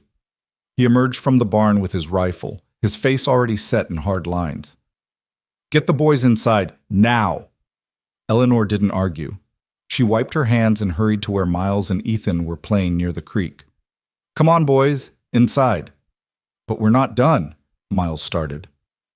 "Now," Eleanor said, her tone brooking no argument. Something in her voice made both boys scramble to obey. They'd just reached the porch when the riders appeared, 5 men, heavily armed, their faces shadowed by the twilight. Tom Miller led them, but these weren't the same cowboys who'd accompanied him before. These were harder men, meaner, the kind who hired out their guns and didn't ask too many questions about the work. Eleanor's blood ran cold. She pushed the boys behind her and stepped forward to stand beside Jacob, ignoring his sharp look that clearly said she should be inside. "Tom," Jacob said, his voice deadly calm, "you're trespassing, and you brought friends who look like they're spoiling for trouble." "No trouble," Tom said, though his smile said otherwise. "Just here to deliver some news. See, I did some digging after the judge's visit. Turns out your new wife has some interesting history back east." Eleanor felt ice slide down her spine. Jacob's grip tightened on his rifle. "What are you talking about?" Jacob asked. Tom pulled a folded paper from his jacket. "Got a telegram from a lawyer in Boston. Seems Miss Eleanor Hayes, Mrs. Reed, was contracted to marry a man named James Calloway. Legal contract signed and witnessed, promising marriage in exchange for travel funds and other considerations. That contract was voided when Calloway broke the engagement," Eleanor said, forcing her voice to stay steady. "Was it?" Tom's smile widened. "Because according to this lawyer, Calloway's willing to pursue breach of contract. Says you took his money under false pretenses. Says you owe him restitution, $500, or the original contracted marriage." Jacob's laugh was harsh and humorless. "That's ridiculous. You can't enforce a contract to marry someone who doesn't want to marry you." "Maybe not," Tom agreed. "But you can sue for breach and damages, and Calloway's lawyer is very interested in doing just that. Says he'll file in territorial court, which means Eleanor here will have to appear and defend herself. Could take months, could cost a lot of money you don't have." "What do you want, Tom?" Jacob's voice had gone dangerously quiet. Tom leaned forward in his saddle. "I want you broken, Reed. I want you to lose everything the way I lost that land because of your interference. And I'll use whatever tools I have to make that happen." His gaze shifted to Eleanor. "Including your convenient wife." "You're insane," Eleanor said. "James Calloway doesn't want me. He married someone else. He has no interest in pursuing any contract." "He does now," Tom said. "Once I explained how much trouble you've caused me, how you're the reason my complaint failed. Calloway was very sympathetic, very interested in causing you some hardship in return." Eleanor understood then. This wasn't about the contract or the money. This was Tom finding another angle of attack, another way to hurt Jacob through her. And the terrible thing was, it might work. Even a frivolous lawsuit could tie them up in legal proceedings, cost them money they needed for rebuilding, force Eleanor to travel back east and leave the boys for months. "We'll fight it," Jacob said. "Get a lawyer, Prove the contract was breached by Calloway's actions. You won't win this, Tom. Maybe not, Tom said, but I'll make you bleed for it, and while you're busy fighting in court, well, he gestured to his armed companions. Accidents happen on isolated ranches. Fires start. Cattle wander off. Buildings collapse. It'd be a shame if anything happened to what you've been working so hard to rebuild. It was a threat as clear as day, spoken in front of witnesses who wouldn't testify against Tom even if their lives depended on it. Jacob understood it too. Eleanor could see the calculation in his eyes, weighing options and finding them all lacking. Get off my land, Jacob said quietly. Before I forget I'm a civilized man. We're going, Tom said. But think about what I said. Maybe Eleanor decides to honor her original contract after all. Maybe she goes back to Calloway, gets this mess sorted out nice and legal. Then there's no lawsuit, no trouble, no accidents. Everyone walks away clean. That's not happening, Eleanor said firmly. Tom shrugged. Your choice. But choices have consequences out here, Mrs. Reed. You do well to remember that. They rode off into the gathering darkness, leaving behind the smell of gun oil and malice. Jacob stood motionless until the sound of hoofbeats faded completely, then turned to Eleanor. How binding is this contract? He asked. Eleanor's hands were shaking. She clasped them together to hide it. I signed it. Calloway advanced me money for travel and the dress. But he broke the engagement, Jacob. He married someone else. No court would enforce it. Territorial courts are unpredictable, Jacob said. Especially if Tom's got the judge's ear, which he might. His cousin's the sheriff, remember? These things are all connected out here. So what do we do? Jacob was quiet for a long moment, staring at the darkness where Tom had disappeared. Finally, he looked at her. We prepare for a fight, and we make sure the boys are protected no matter what happens. That night, Eleanor couldn't sleep. She lay in her small bedroom listening to the house settle and thinking about contracts and consequences and the fact that her past had followed her across 2,000 miles to threaten the fragile life she'd built. She must have eventually dozed because she woke to the sound of breaking glass. Eleanor was on her feet instantly, her heart pounding. Another crash, this one from the main room, shouting. Jacob's voice, sharp with alarm. She grabbed the fire poker from her cold stove and ran into the main room to find chaos. The front window had been shattered, and through the broken glass she could see torches moving in the darkness outside. Someone was shooting, not at the house yet, but close enough to send a message. Jacob had the boys on the floor, shielding them with his body while he tried to reach his rifle. Eleanor dropped beside them, the poker gripped tight in her hands. How many? She gasped. Can't tell. At least 4. Jacob's face was grim. They're trying to draw me out. Want me to come outside so they can... A bullet tore through the broken window and embedded itself in the wall 6 inches from Eleanor's head. Down! Jacob shouted, and they all flattened. More shots followed, systematic and deliberate. Not trying to kill anyone inside, but definitely trying to terrorize. Eleanor heard glass breaking in other rooms, heard something heavy hit the roof. They were surrounding the house. The boys, Eleanor said urgently. We need to get them somewhere safe. There's a root cellar, Jacob said, through the kitchen. Eleanor, can you get them there while I hold them off? You can't fight them all alone. I don't have a choice. Jacob's eyes were fierce. They want me to come out. They want a confrontation. But they won't expect me to have backup. Get the boys safe, then get the shotgun from my room. You know how to shoot? I can learn fast. A ghost of a smile crossed Jacob's face despite everything. That's my girl. Go. Now. Eleanor grabbed both boys and ran in a crouch toward the kitchen, praying none of the shooters had circled around to that side yet. She found the cellar door where Jacob said it would be, a trapdoor set into the floor, leading down into darkness. Down, she told the boys. Quickly now. What about you?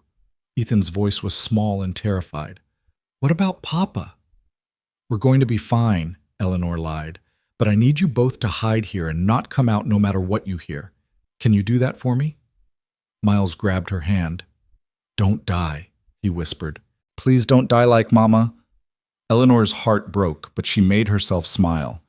I have no intention of dying. I've got too much work to do. She kissed both their foreheads quickly. Hide. Stay quiet. I'll come for you when it's safe. She lowered them into the cellar and closed the door, shoving a heavy flour sack over it for concealment. Then she ran to Jacob's room and found the shotgun exactly where he'd said it would be, already loaded. Back in the main room, Jacob had returned fire through the broken window. The sound was deafening in the enclosed space. Eleanor dropped beside him, the shotgun heavy in her hands. "They're not rushing the house," Jacob reported. "They want to flush us out or burn us out. And my bet is—" The smell of smoke reached them at the same moment. "Fire," Eleanor breathed. "They're setting another fire." Jacob swore viciously. "They torched something upwind. It'll spread to the house within minutes." He looked at Eleanor, and she saw desperation in his eyes. "We can't stay here. We have to run for it." "With the boys in the cellar?" "We get them and we run for the creek. It's our only chance." They were moving before the words fully registered, racing back to the kitchen. Eleanor threw open the cellar door while Jacob provided cover, firing at shadows and movement in the darkness outside. The boys climbed out, their faces pale with terror in the growing firelight. Because the house was burning now. Eleanor could see flames climbing the outside wall, could feel the heat building. The rebuilt life they'd fought so hard for was being destroyed again, and this time it was deliberate murder disguised as harassment. "Out the back," Jacob commanded. "Stay low. Stay together. We make for the creek and we don't stop for anything." They ran. The back door opened onto chaos, smoke and firelight and the crack of gunfire.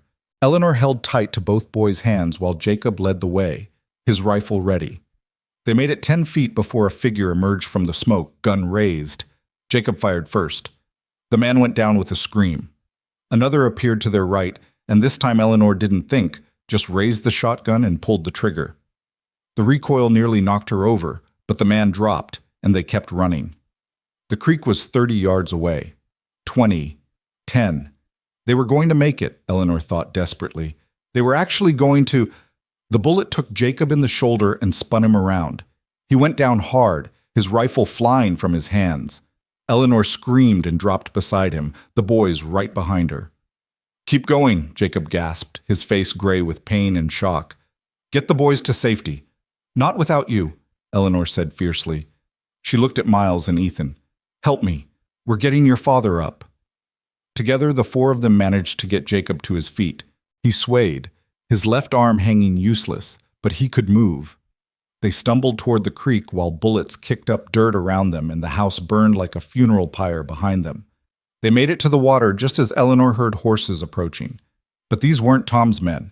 She recognized Charlie Peterson's voice shouting, recognized the arrival of help finally coming. Eleanor lowered Jacob into the shallow water, the cold helping to shock him back toward consciousness. The boys pressed against his good side while Eleanor tore strips from her nightgown to bind the wound in his shoulder. Charlie appeared with 3 other ranchers, all armed, all grim-faced. "We saw the fire from my place. Came as fast as we could. Tom Miller," Jacob managed. "He brought hired guns, tried to burn us out." "We saw them running when we approached," Charlie said. "Didn't get close enough to identify anyone, but we all know who's responsible." His face was hard. "This has gone too far, Jacob. Way too far." Eleanor looked back at the burning house, her home, the place where she'd become Eleanor Reed, where she'd found family and purpose. All of it going up in flames again because Tom Miller couldn't let go of a grudge. Something inside her hardened into steel. "Where would Tom go?" she asked quietly. "Where would he run to after this?" "Eleanor, no," Jacob said, reading her intent. "You're not going after him." "Someone has to," Eleanor interrupted. "He just tried to murder us, Jacob. All of us, including the boys. And if we don't stop him now, he'll keep coming. He'll keep finding ways to hurt us until there's nothing left." Charlie shifted uncomfortably. "She's not wrong. Tom's crossed a line tonight, but going after him vigilante style will just—" "Will just what?" Eleanor demanded. "His cousin's the sheriff. You think there'll be justice through official channels? No.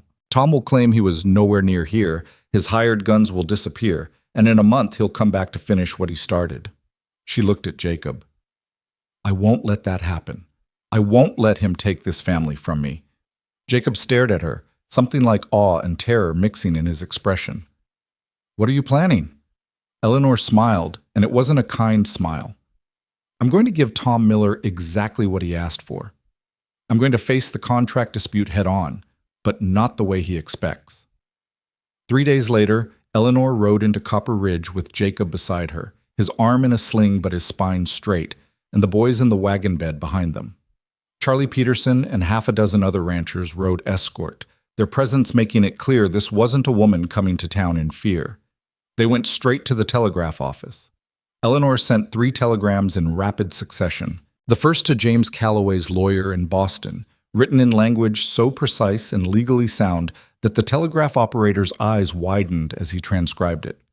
The second to a women's rights organization Eleanor had worked with briefly in her teaching days. The third to the territorial governor himself.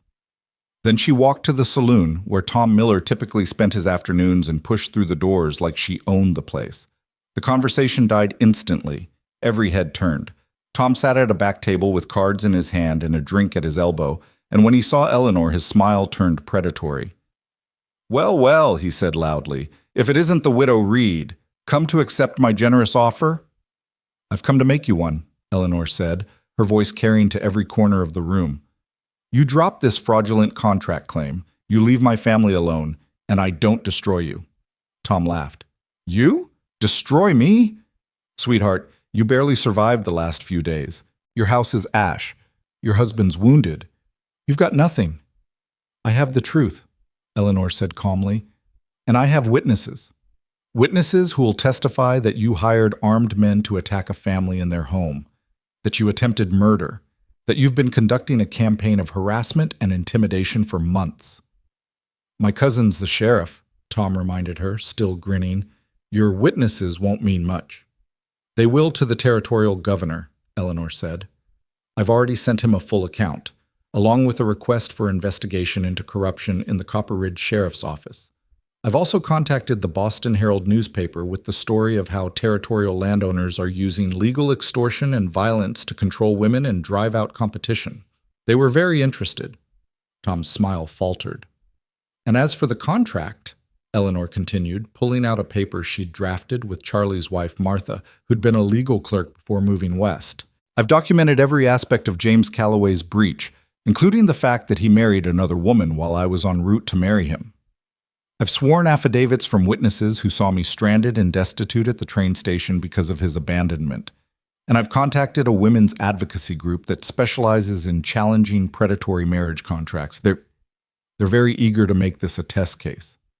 She stepped closer to Tom's table, and her voice dropped to something deadly quiet. "So here's what's going to happen, Tom. You're going to withdraw the contract claim. You're going to leave my family alone. And you're going to disappear from our lives completely. Because if you don't, I will make it my personal mission to ensure that everyone from here to Washington knows exactly what kind of man you are." Tom's face had gone red. "You're bluffing." "Try me," Eleanor said softly. "I've already lost everything once. I rebuilt from nothing, and I will burn down every obstacle between me and protecting my family, starting with you. So ask yourself, do you really want to find out how far I'm willing to go?" The saloon was silent. Tom looked around as if expecting support, but the other men avoided his gaze. Everyone could see the writing on the wall. Eleanor Reed had just declared war, and she'd brought weapons Tom hadn't anticipated. Not guns or fists, but words and law and the kind of righteous fury that could move mountains. Finally, Tom threw his cards down. "Fine, the contract's dropped, but this isn't over." "Yes, it is," Jacob said from the doorway, stepping inside with Charlie and the other ranchers behind him. "Because if it's not, Tom, you won't be dealing with just Eleanor anymore. You'll be dealing with every rancher in this county who's sick of your games, and we won't be using words." The threat hung in the air, violence as a last resort, but violence nonetheless if pushed. Tom looked from Jacob to Eleanor to the gathered men and saw his options narrowing to nothing. "Get out of my sight," he finally spat. "Gladly," Eleanor said. "Enjoy your drink, Tom. It's the last victory you'll have over this family." She walked out with her head high, Jacob at her side, and the knowledge that she'd just fought her first real battle for her new life and won. That night, they made camp under the stars on the journey back to the ranch. The boys slept in the wagon while Eleanor and Jacob sat by the fire, not speaking for a long time. Finally, Jacob broke the silence. "Where did that come from? In the saloon? That wasn't the teacher I hired a month ago. Eleanor smiled into the flames. That was the woman who survived being abandoned in a hostile town with nothing. The woman who learned that the only way to protect yourself is to become too dangerous to attack. She looked at him. Did I overstep? Overstep? Jacob laughed, the sound genuinely amused for the first time since she'd known him. Eleanor, you terrified every man in that room, including me. You were magnificent. I meant what I said, Eleanor said quietly, about protecting this family, about burning down obstacles. I know this marriage started as a legal convenience, but these boys, they're mine now. And I don't let anyone hurt what's mine. Jacob reached over and took her hand, the first time he'd initiated touch since their wedding kiss. I know. I saw it in your eyes that first night with the nightmares. You're not just teaching them anymore. You're their mother in every way that matters. Eleanor felt tears prick her eyes. And what are we, Jacob? You and me. He was quiet, his thumb tracing circles on her palm. I don't know yet, he admitted, but I know I trust you with my life, with my sons' lives. I know I'm grateful every day that you didn't get on that train back east, and I know that when I thought Tom's bullet had killed you tonight, He stopped, his voice roughening. I couldn't breathe. Eleanor's heart pounded. Jacob. I'm not asking for anything you're not ready to give, he said quickly. I just need you to know that this marriage might have started as convenience, but for me, it stopped being that somewhere along the way. You're not just my wife on paper anymore, Eleanor. You're the bravest woman I've ever known, and He trailed off, searching for words. Eleanor squeezed his hand. One step at a time, she said gently. We rebuild the house. We heal. We help the boys keep getting better. And we figure out what we are to each other along the way. One step at a time, Jacob agreed. They sat together until the fire burned low, hands joined, watching the stars wheel overhead and knowing that whatever came next, they would face it together. The battle with Tom Miller was over. But the real work, the work of becoming a family, had only just begun. The rebuilding began the morning after they returned from Copper Ridge, before the sun had fully crested the horizon. Eleanor woke to the sound of hammers and voices, and when she stepped outside, she found half the county already assembled in their yard. Ranchers she'd never met, their wives carrying baskets of food, their children running between the workers. Everyone had come to help raise the Reed house from its ashes. Charlie Peterson directed the work with the efficiency of a general commanding troops. Foundation's still solid, he called out. We frame it the same as before, but add a proper kitchen extension. Eleanor, Martha's got some ideas about the layout if you want to give input. Eleanor found herself swept into planning discussions with women who'd been strangers a month ago and were now offering advice on window placement and pantry design like she was one of their own. It was overwhelming and wonderful and completely foreign to someone who'd spent most of her life being told she didn't quite fit anywhere. You'll want the stove here, Martha said, sketching in the dirt with a stick. Catches the morning light but stays cool in the afternoon heat. And a bigger wash basin, trust me, with boys you'll need it. I was thinking, another woman named Sue added, that you might want a separate schoolroom. Word is you're a real teacher, and there's families out here who'd pay to send their children if you're willing to take them on. Eleanor blinked. A school? Here? Why not? Sue gestured at the land around them. Nearest school is 20 miles, and half these kids can't make that journey daily. But if you're teaching the Reed boys anyway, and you've got the training, seems like it'd be good for everyone. The idea took root in Eleanor's mind immediately.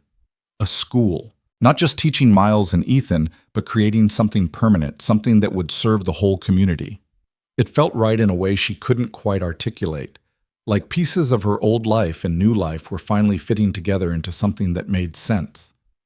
I'd need supplies, Eleanor said slowly. Books, slates, proper desks. We'll figure it out, Martha said firmly. Ranchers can contribute what they can afford.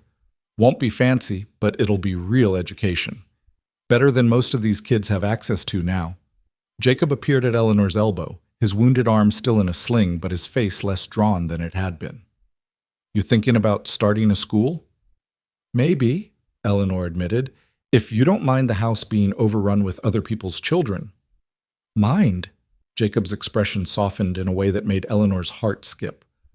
Eleanor, you've already given my boys back their voices and their hope. If you want to do the same for the whole county, I'll help you build whatever you need to make it happen. By the end of the first week, the house had walls again. By the end of the second, it had a roof and windows and a kitchen that was twice the size of the original. The men worked sunrise to sunset while the women organized meals and kept children occupied, and Eleanor found herself part of a community she hadn't known existed. The boys thrived in the chaos. Miles and Ethan helped where they could, fetching tools and holding boards steady, their faces bright with an enthusiasm Eleanor hadn't seen before. And at night, when the workers went home and the four of them ate dinner together in the partially finished house, the boys talked. Really talked. Not just answering questions, but volunteering stories about their day, asking about tomorrow's plans, arguing good-naturedly about who had hammered more nails. "They're healing," Jacob said one night after the boys had gone to bed. He and Eleanor sat on the new porch, watching the stars emerge. "I can see it happening. Every day they're a little more like they were before. Before everything." "They'll always carry the loss," Eleanor said quietly. "But maybe they're learning they can carry it without it crushing them." Jacob was silent for a moment. Then, "I need to tell you something about Sarah, about how she died."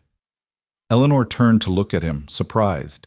In all their weeks together, Jacob had barely mentioned his first wife beyond the basic facts. "The fire," Jacob continued, his voice rough with old pain. "It started in the kitchen. Middle of winter, we were trying to keep warm and she was cooking supper. The boys were upstairs playing. I was outside dealing with a fence breach. By the time I saw the smoke—" He stopped, swallowed hard. "The kitchen was already gone. Sarah was trying to get upstairs to the boys, but the stairs had caught. I got the boys out through their window, got them to safety. But when I went back for Sarah, the whole structure was coming down." "Jacob," Eleanor breathed, her hand finding his. "She was trapped," he said. "Could see her through the smoke, could hear her calling for me, but the heat was too intense, the building too unstable. I tried 3 times to get to her, and each time the fire drove me back.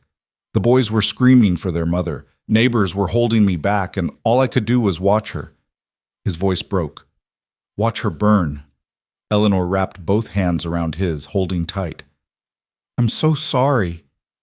"The boys saw it," Jacob continued. "Not the worst of it, but enough. Enough to give them nightmares for 3 years. Enough to make them terrified every time they smell smoke. And I blamed myself.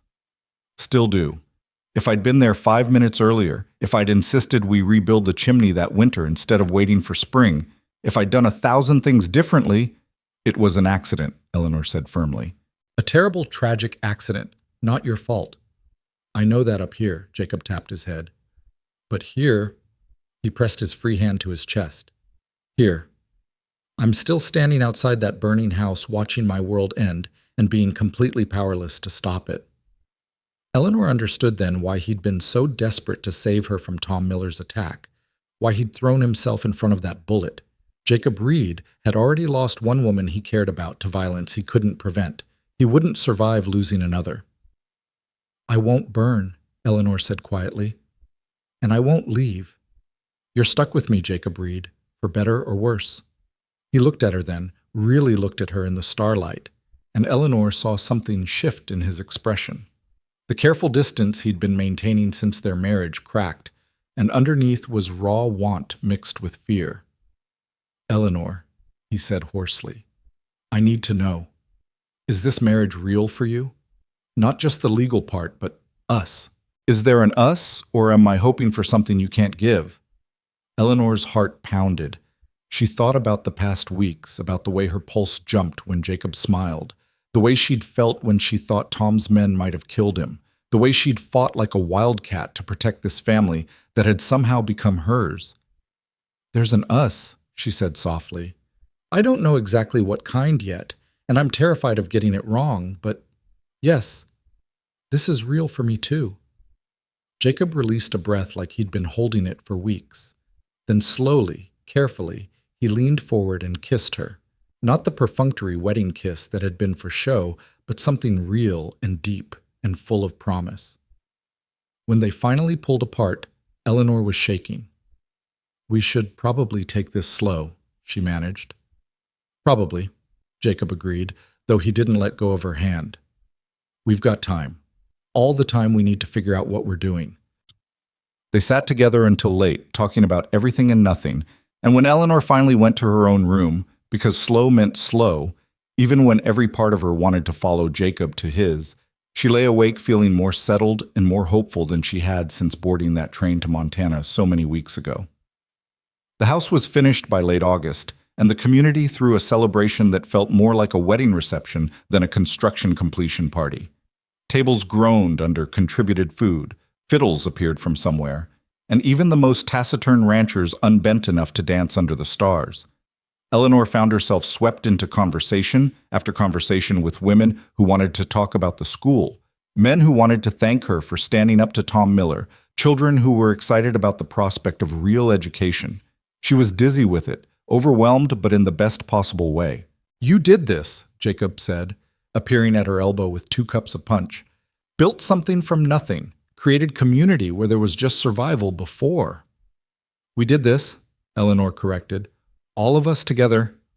Miles and Ethan raced past chasing other children, their laughter bright and clear in the evening air. Eleanor watched them go, her throat tight with emotion. "They smiled today," she said. "Both of them. Real, genuine smiles." "I know," Jacob said. "I saw."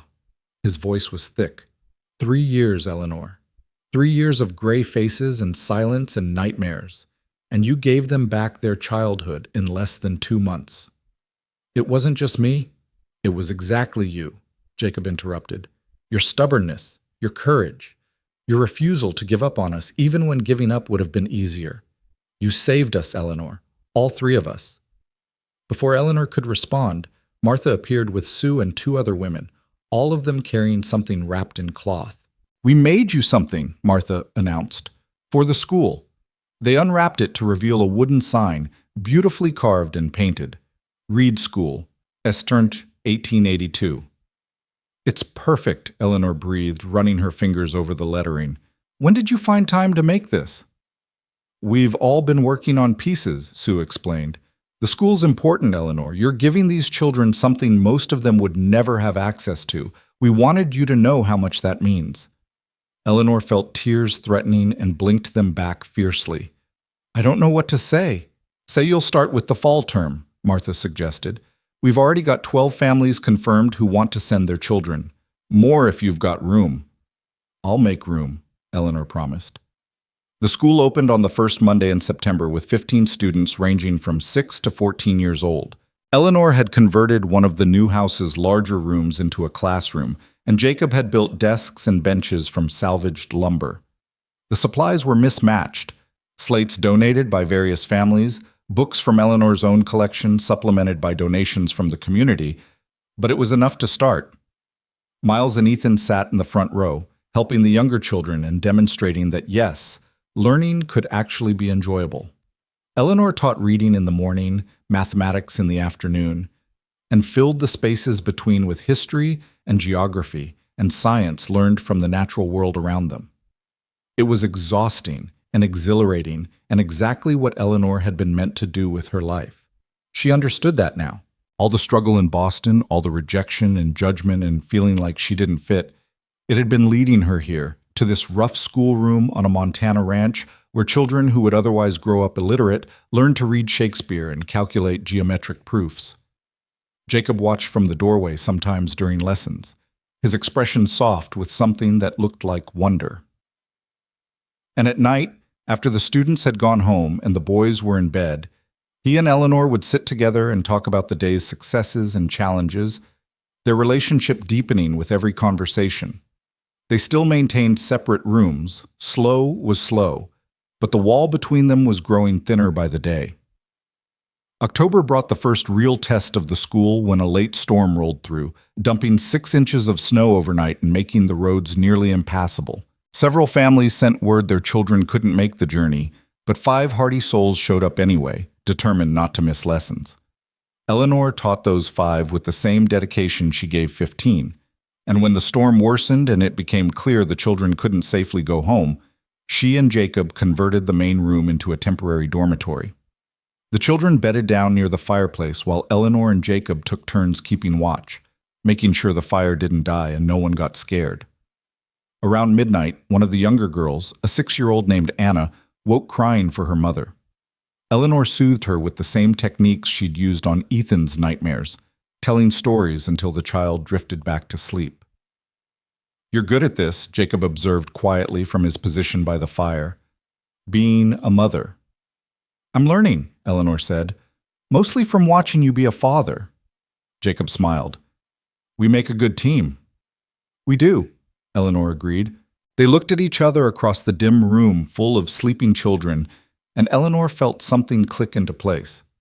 This was family. Not the family she'd planned when she boarded that train to marry James Calloway, but something richer and stranger and infinitely more real. "I love you," she said, the words emerging before she could think better of them. "I don't know when it happened exactly, but it did." "I love you, Jacob Reed." Jacob went very still. Then he stood and crossed to where Eleanor sat, pulling her to her feet and into his arms. "I love you too," he said against her hair. "Have for weeks now, but I was afraid to say it. Afraid you'd feel pressured or trapped or—" Eleanor kissed him, cutting off the worry with action. When they finally broke apart, both breathless, she smiled. "I'm not trapped. I'm exactly where I choose to be." They spent that night talking in whispers while the storm raged outside and the children slept safe and warm. They talked about the future, about expanding the school, about maybe having children of their own someday, about the life they were building together from the ruins of their separate pasts. When dawn broke and the storm cleared, the children's families came to collect them, and word spread through the community about how the Reeds had kept everyone safe through the night. More families signed up for the school. More trust was built. More roots grew deeper. November brought the telegram Eleanor had been half expecting and half dreading. James Calloway's lawyer had officially withdrawn the contract claim, citing insufficient grounds for prosecution. Tom Miller had left the territory entirely. Rumor said he'd gone to California to try his luck in the gold fields. The shadow that had hung over Eleanor's marriage lifted completely. "It's really over," she told Jacob that evening. "No more legal threats, no more Tom, no more past chasing me. Just the future ahead," Jacob said. "Whatever we make of it." That night, Eleanor didn't go to her own room.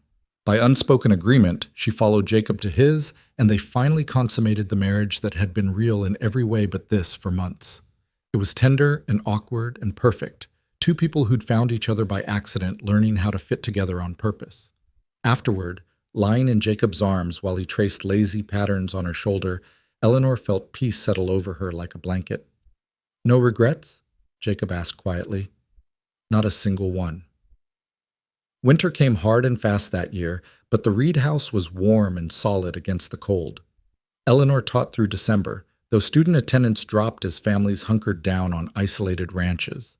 She used the time to plan curriculum for spring and to help the boys with advanced studies that would prepare them for whatever future they chose. And at night, she and Jacob learned each other in the way married couples do, building intimacy through shared warmth and whispered conversations and the simple comfort of not being alone.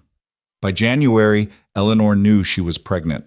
She told Jacob on a night when the stars were so bright and clear they looked close enough to touch, and his joy was so pure and complete that she cried.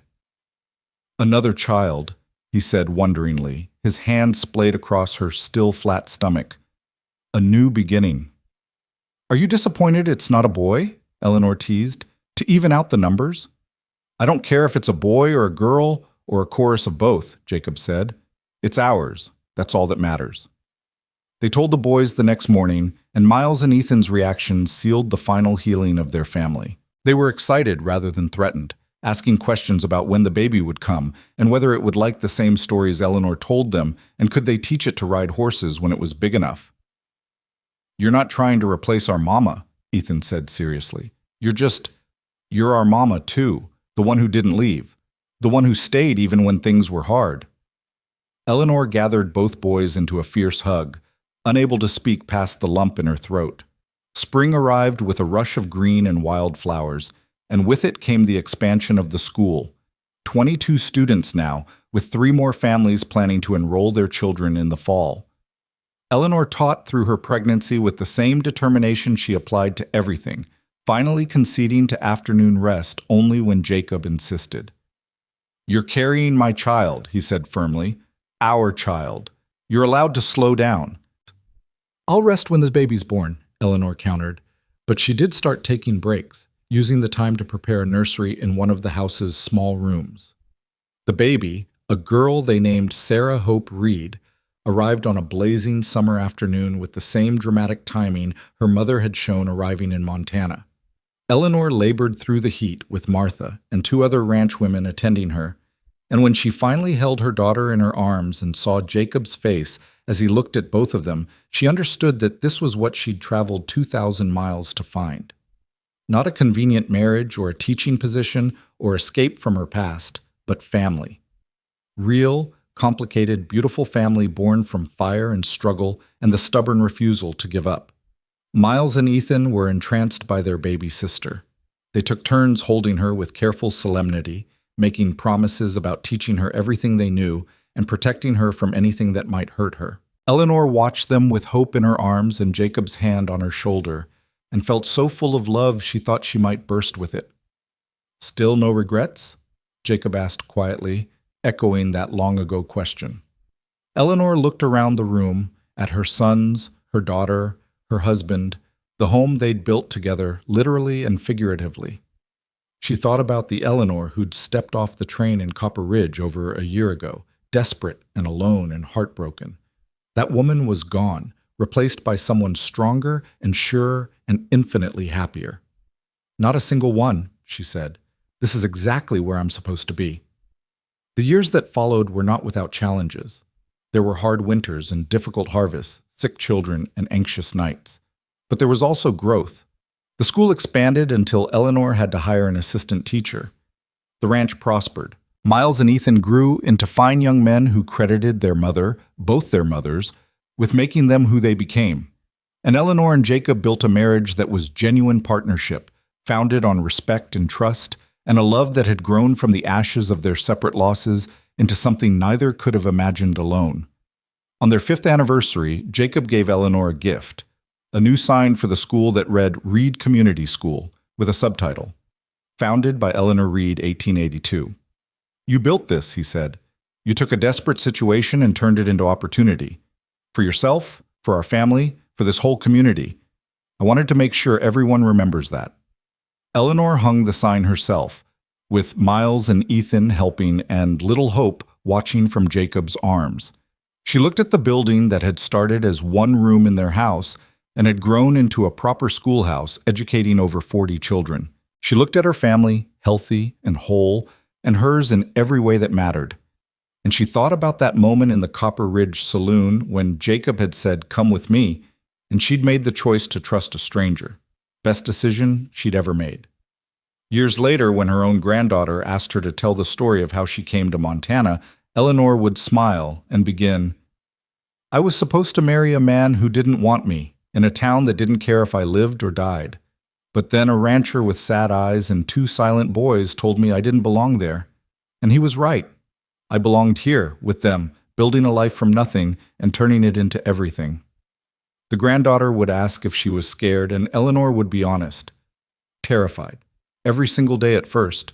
But fear is just a thing you carry, sweetheart. It doesn't have to stop you from moving forward. It didn't stop me. She'd tell about the fires and the nightmares and the legal battles and the hard work of building both a house and a family. She'd talk about Jacob's quiet strength and the boys' gradual healing and the community that rallied around them when they needed it most. And she'd end with the same words she'd said to Jacob on that first real conversation about their marriage. One step at a time. That's how you survive impossible things. One step, one day, one choice to stay and fight instead of running away. The story of Eleanor Reed became legend in that part of Montana. The bride nobody wanted who became the mother everyone needed, the teacher who brought education to the frontier, the woman who stood her ground when powerful men tried to break her. But for Eleanor herself, the story was simpler. She'd been lost, and she'd been found. She'd been broken, and she'd healed. She'd been alone, and she'd built a family that would span generations. And it had all started with a simple question from a desperate father, "Come with me?" Eleanor had said yes, and in that yes, she'd found her home.